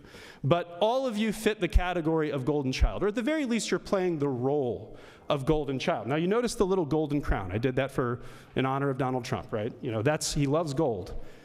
Being the golden child means something very specific relative to the emotional crisis that the narcissists face. The golden child is the reflection of the positive, light-filled self-image that the narcissist has. I'll say that slightly differently. For the narcissist to cover up his bottomless insecurity, his bottomless sense of low self-esteem and low self-worth, he must concoct at all times a narrative that he is actually great, awesome. You could imagine like that SNL speech, you know, I'm good enough, I'm smart enough, and gosh darn it, people like me, right? Your job as Senate Republicans who vote for this resolution is to help Donald Trump with this quest. It's to help him reinforce his positive self-image. Now, obviously, there's a bunch of leaps that have to happen before you get there, right? He doesn't like that he lost Georgia. It's a red state, right? What a smear on his public image that he lost Georgia, of all places, in 2020, 2 cycles ago. Really, really embarrassing stuff. So for you guys, and as Georgia Senate Republicans, the highest, best use of your lives, your attention spans, your work, is to help him fill that self-esteem gap, is to make sure that he doesn't have to look in the mirror and see a loser. The scapegoat is Brad Raffensperger. The scapegoat is the member of the family who was raised to take all the blame for all the things that go wrong in the family. So let's say, for example, that the narcissist in the family setting, you're all going out to dinner, right? You've got the parent driving, the kids in the car, and then all of a sudden while you're in the car, the president illegally deposes the leader of Venezuela and abducts him and takes him back to the United States for a trial, right? Or let's say while you're in the car on the way to the Olive Garden, the president raises tariffs arbitrarily that crush small businesses and, you know, cause a lot of economic harm in the country. Now you guys as the golden child are in a pickle, right? Because you have to reinforce the positive self-image that the narcissist has. But how do you do that when the facts are so bad? How do you do that when ICE and Border Patrol are killing people in the streets, or tariffs are crushing small businesses, and I go, this is just me talking as Josh now, I go to an event for a group in Gwinnett County, and the leader of that group, which is, you know, represents an immigrant minority community, says we were with Kemp, but now we're with Democrats because the tariffs are crushing our small businesses. This is a challenge for you guys. What do you do to reinforce the positive self-image of Donald Trump in these circumstances? Well, on tariffs, it's hard. On ICE, it's hard, right? I mean, you guys came up and gave some fairly circumspect speeches about the ICE or the CBP murder of Alex Preddy. You acknowledge we should talk about it. It's tough. That's because your Second Amendment folks are getting wedged on that, right? So like that's much tougher. But elections? Oh, you guys are ready to go on elections. That's been one of your favorite punching bags for the last few years. We passed SB 202, we secured elections, we made them more, you know, have more integrity. This is easy for you guys. So this is actually a layup, right? A Senate resolution that says, you bad Brad Raffensperger, you scapegoat, why didn't you overturn the election, right? Well, I don't know, because it was his job. Nobody in here had the job of certifying those elections. And I think if you guys were backed into a corner, many of you would not have taken the Jody Heiss route. I think many of you would have done the exact same thing. You would have certified the election results because it's your job and you've got basic self-respect, right? When you look in the mirror and you do your job. But nobody in here had to do that job. So what did you do? 16 state senators signed a letter that the president of the chamber took to DC. Didn't give it to Mike Pence, did leave it in the Uber. But that letter was a golden child move to say, we've got your back, Daddy. We've got your back. We're going to pretend alongside you that the election was stolen, and we're going to do tasteful, polite trims on Georgia election law so that we can corroborate your narrative that something is wrong with these elections. And the scapegoat just gets beat up, man. Why are you always doing stuff, Brad? You know, the back seat of the car, right? Come on, Brad. Why aren't you going with the team on this one, Brad? Right? And you all hate it. I mean, some of you personally hate this, that Brad Raffensperger was on the cover of Time magazine with his hand up, right? Like some defender of democracy. And the fact that there are ladies who live in retirement communities in my district, I saw them on No King's Day. Guess what? They were holding No King's signs because they vote Democratic and they love Brad Raffensperger. And why? Because there was a bipartisan consensus that at least at that minimum level, that Brad Raffensperger certify the elections the way he was supposed to, because it was his job. And there are a lot of people who appreciate that. Now, I'm not endorsing in the primary. I'm not endorsing Brad. I'm not endorsing the president of this chamber. I will be endorsing a Democrat for that race eventually. But I think it's clear that on the 3 steps here to freedom, you can think of this like 3 steps to freedom, this is sort of the most trapped part of this cycle on the conveyor belt. Scapegoat is still kind of trapped, right? Brad is still stuck in the back seat of the toxic Republican family car.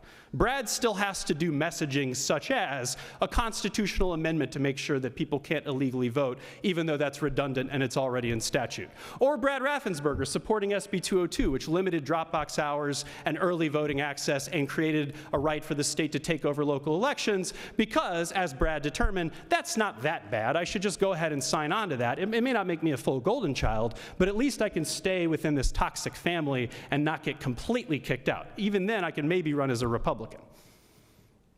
Now, this is not of interest to you guys because you guys want to keep staying in office. Some of you want to go to higher offices, but you want to keep being Republicans.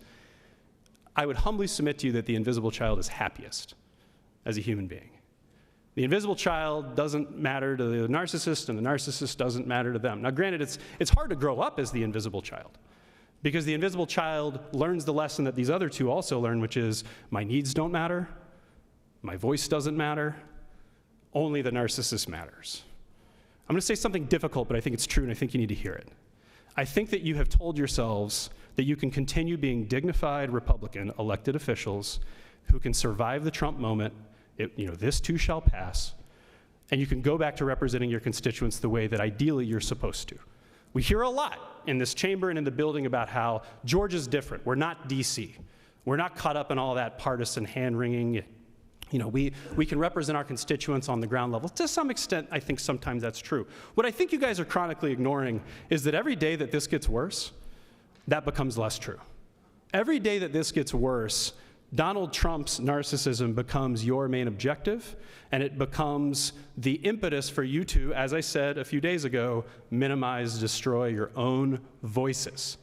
That is actually the real tragedy of this. I'll say it again. The destruction of your own voices and your own public consciences is the biggest tragedy in all of this. Georgia's going to, somebody will get elected. Somebody will be governor. The elections, I think, will happen this year, although if Trump thinks he can raid a bunch more local and state offices with the FBI, then some of that will be in question. But assuming the elections happen this year, this too shall pass. We will move on. Donald Trump will meet some kind of an end in terms of his time in office, and hopefully we can go back to our normal lives. But the damage that you have done for these last 10 years and on days like today to your own voices is going to be very hard to recover from. And I want to name a couple arguments I've heard today that are golden child arguments. I was disappointed, Senator from the 37th, to hear that the reason this resolution is harmless is because what do you have to hide? I was on a committee in the House with the Senator from the 37th where we addressed sensitive constitutional rights such as the Fourth Amendment, where feds, state government officials can't just knock down your door at your house and take whatever they want. The exact same arguments you heard from the Senator from the 37th today could be used to justify limitless search and seizure authority by the federal government to enter homes. Well, if you don't have anything to hide, then what's wrong? What's the problem with that? So that's not really a robust argument, I think, that gets out of this framework. I think that transparently shows itself to be a golden child argument that serves only one purpose. Or what about the senator from the 6th, the esteemed rules chairman, who ripped out his own voice box and threw it on the ground and replaced it with a machine? I mean, it was funny in a quaint or cute sort of way, but not necessarily funny to his constituents who want him to have a spine, to his constituents who want all of us who are elected to come here and actually stand up for what's true and what's real. I thought it was one of the most deeply ironic presentations I've ever seen as a legislator in 8 years, that he read a ChatGPT speech about honesty and accountability. I mean, he literally said, we need to self-reflect. I was like, thank you for setting up my therapy talking points, Senator from the 6th. We do need to self-reflect and be honest. And the machine spat out words like match our actions to our values, or have open dialogue, or an environment where people feel safe. So if you think this is too snowflake, just consider the senator from the 6th robot, which said that we need an environment to genuinely and honestly reflect, and that's the way to serve our constituents the best. Or let's go to the author's comments, senator from the 29th. Going back to that mirror speech, the self-affirmations. I am not a MAGA. I am a conservative Georgia state senator. It has the flavor of protesting too much. If you have to look in the mirror and remind yourself that you're something other than a tool in a narcissist's toolbox.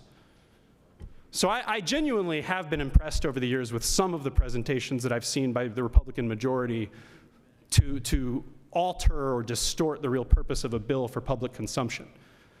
But you should read the internet comment section if you haven't been recently. Nobody out there is buying it. Not a single Georgian is going to buy that this resolution has anything to do with anything except for that guy. And as reality starts to close in from all sides, electorally, morally, practically, on the failed arguments trying to prop up a narcissist, you will hear your own voices, the ones you're destroying, ring more hollow. You will hear yourself say things like, your social security number came from the federal government. It's already in the federal government's possession. And let me tell you, if I wanted to white page search you and stick a private investigator on you, your driver's license, your date of birth, all that stuff is in the public domain, so sit down and shut up, Georgians. All the constituent emails we got over the last few days about our sensitive voter information, not wanting it to fall in the hands of the federal government, all those people apparently, according to the majority, can sit down and shut up. And there are Republicans who are worried about data privacy too, but the message from Senate Republicans loud and clear today in this chamber is your data privacy doesn't exist. Doesn't exist at all. Because it's already out there, it's already all shot, so why not tickle the narcissist? You could almost imagine at the back of the car nudging Brad. Come on, Brad. Brad, what's the deal, man? Get with the program. They already have all this data. Can you just make the narcissist parent happy so that we can all live in peace? Brad is doing some good messaging today. Y'all see his Groundhog Day messaging? Pretty strong. I genuinely can't believe y'all brought this on Groundhog Day. I genuinely can't believe it. Because in that movie, is it Bill Murray? Good actor, funny guy. He wakes up and lives the same day over and over and over again on February 2nd. And Punxsutawney Phil, the groundhog, keeps getting trotted out, 6 more weeks of winter or whatever. And it's a hero's journey, right? A Bildungsroman, Bill Murray has to learn how to laugh, love, and live in harmony with his community. And until he does that, he keeps repeating the same day over and over and over again. It gets so miserable for him that he throws himself in front of a train. He drives a car off a cliff. He'd rather die 1,000,000 times than live this day again. Some of you may feel that way. Some of you might feel like that nothing is worth continually tickling this man's ego. Biggest vote of all time, right? Like, it can't be worth it at some point. But anyway, Bill Murray escapes the trap. Because once he realizes that the power is not worth it, that the humanity, the basic humanity of the people in that community that he looked down on, that's the most important thing, whatever powers, held him hostage set him free.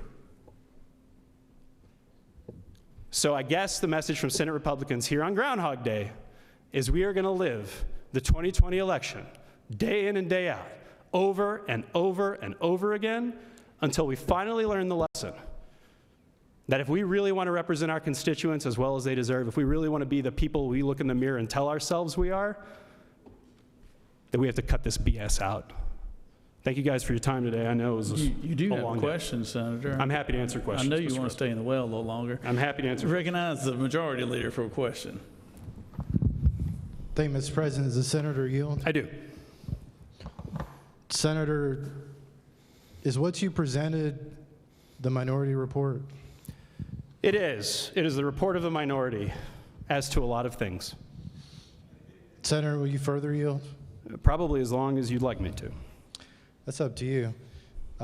Senator, are you running for lieutenant governor? Well, I wasn't going to bring that up, but as a matter of fact, I am. Senator, will you further yield? I would.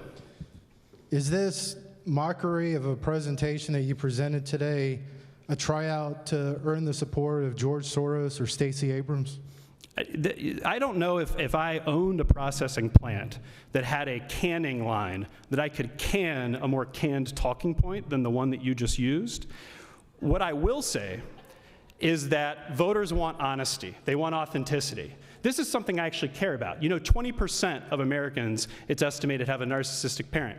The likelihood is that up to, what's divided by 5? Over 10 senators in here have probably dealt with a difficult childhood environment for which a lot of this hits personally, right?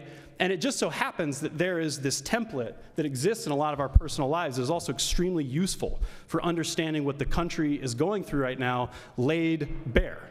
So if you think this is a mockery of a performance or whatever it is you just said, I would invite you to consider the possibility that this is the truest thing that you've heard in a long time about Donald Trump and about your work on election issues in the Georgia General Assembly. So I'll defend this stuff till my grave, and it's really up to you whether you want to really process this. And as the 6th robot said, create a safe space for self-reflection.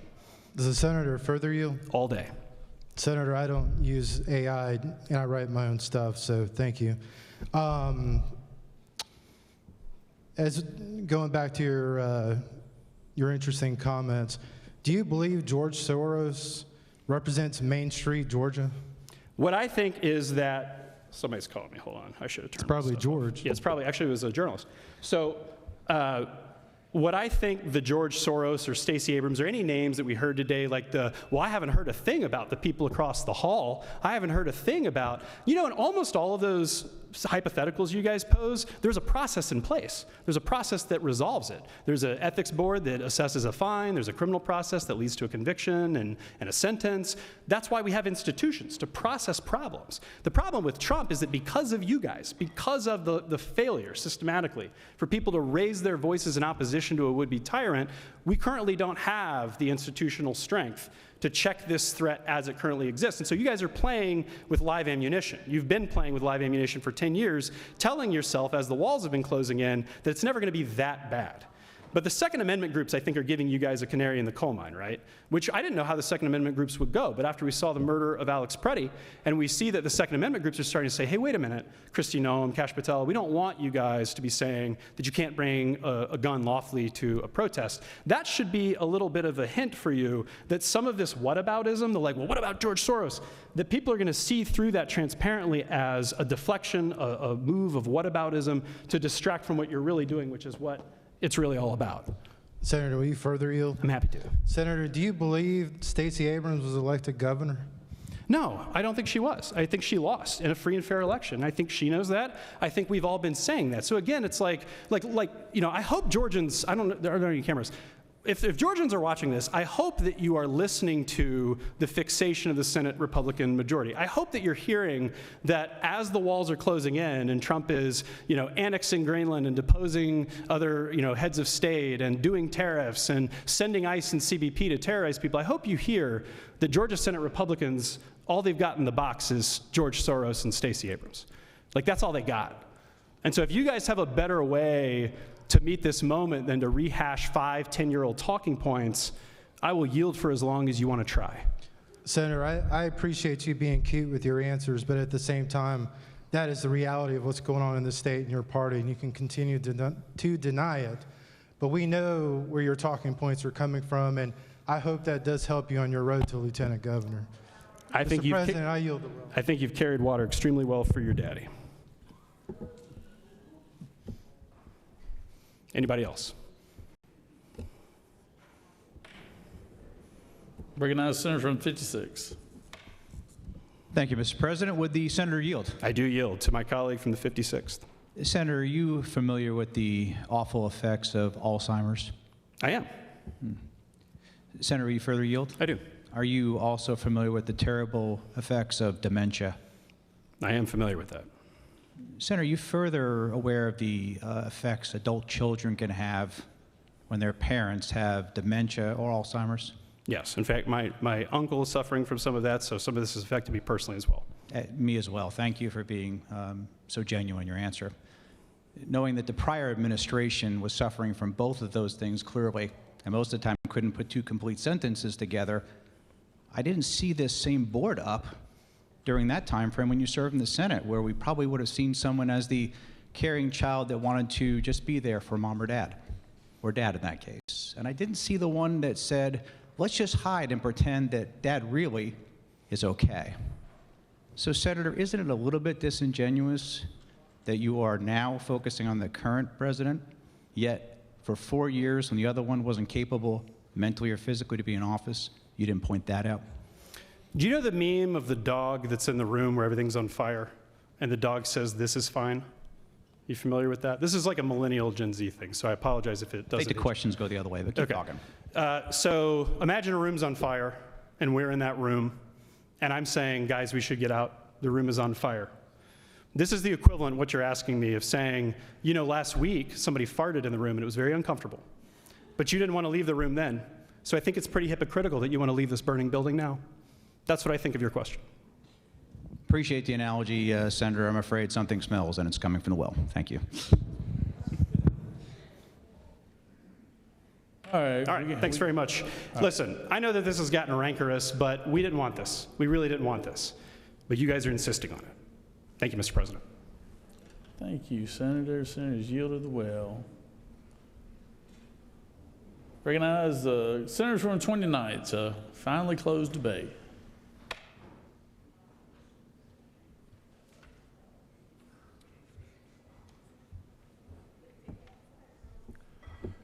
Thank you, colleagues. I appreciate the attention y'all have given to this resolution. Dare I say, I'm somewhat surprised. Not my intent. Maybe it's because I carry a DSM-5 and the DSM-5 TR in my office, and I realize that, sadly, to the assumptions of many, I'm not a toxic narcissist. But I have witnessed at least one here today. Saw a lot of distractions, and I mentioned when we first spoke that we would see these distractions.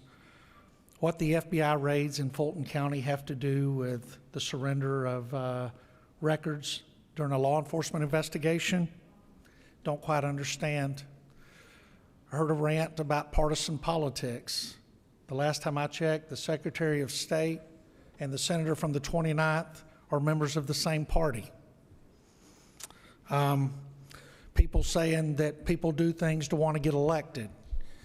Y'all may want to talk to the wife of the senator from the 29th, because there's a lot of times I give my opinions at rallies, whether it's about election integrity or other issues that are not popular. But I said this the other day, the senator from the 30th and the senator from the 29th, the only unforgivable sin in our profession is to tell a lie. You stand up and you take it like a man or a woman, whether you made a bad choice or whether you made a mistake. Somebody brought up the fact that here we are, day 10, and no real legislation. I think it was day 2, I stood outside and talked about a wheelbarrow dump of legislation attacking federal law enforcement officers. Day 2, not day 10, day 2, people wanting to come out in the state to take actions regulating the policies, procedures, and requirements of federal law enforcement officers. Trust me when I say civics matter. I heard somebody say that the current president is the alleged winner of the 2024 election.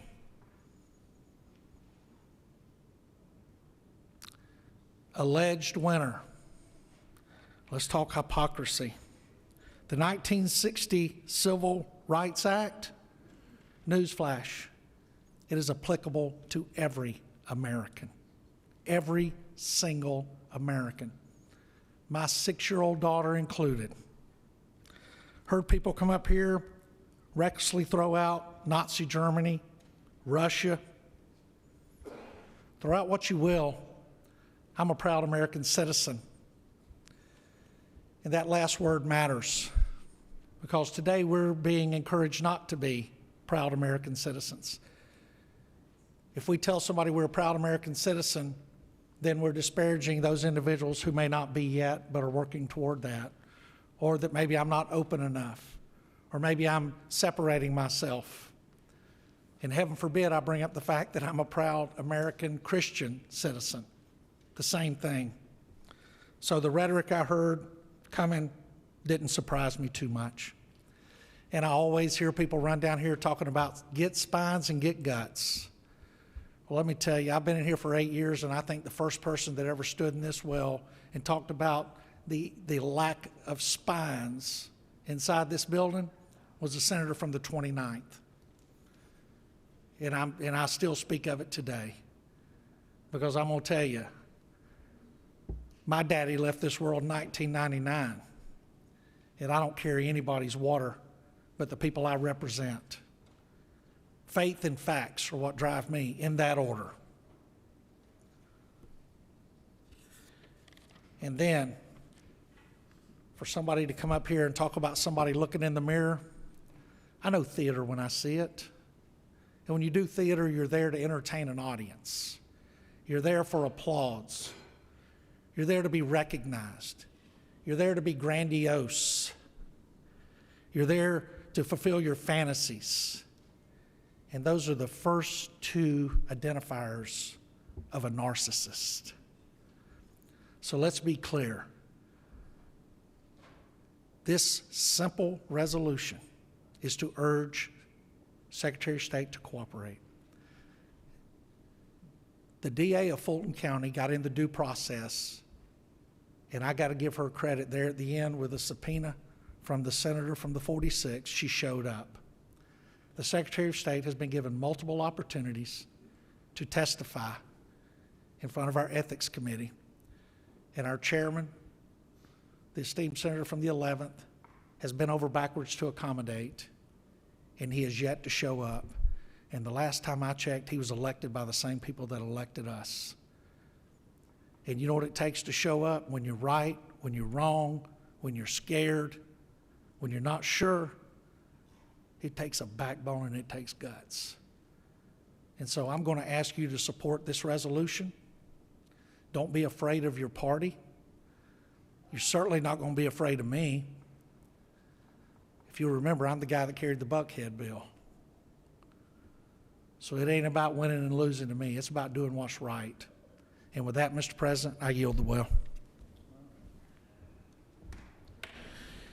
Is there objection to agreeing to the report of the committee, which is favorable to adoption of the resolution? Chair hears none. Report of the committee is agreed to. Is there objection to the main question being ordered?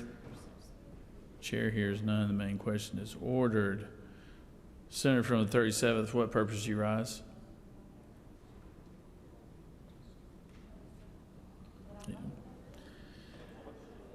Is there objection to the main question being ordered? Chair hears none. The main question is ordered. The question is on the adoption resolution. All those in favor of the resolution will vote yea, opposed nay. Secretary will unlock the machine.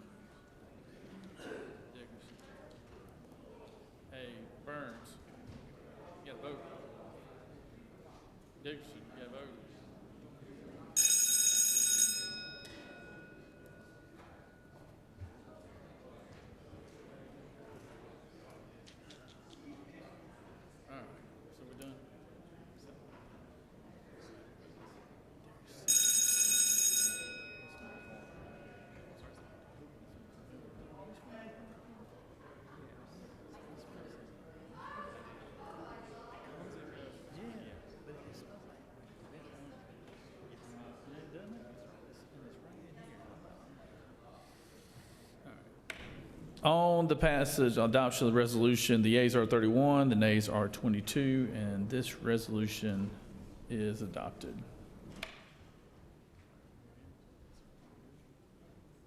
Recognize the majority leader.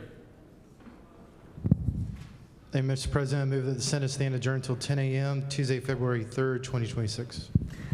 Majority leader has moved. Secretary, read the announcements.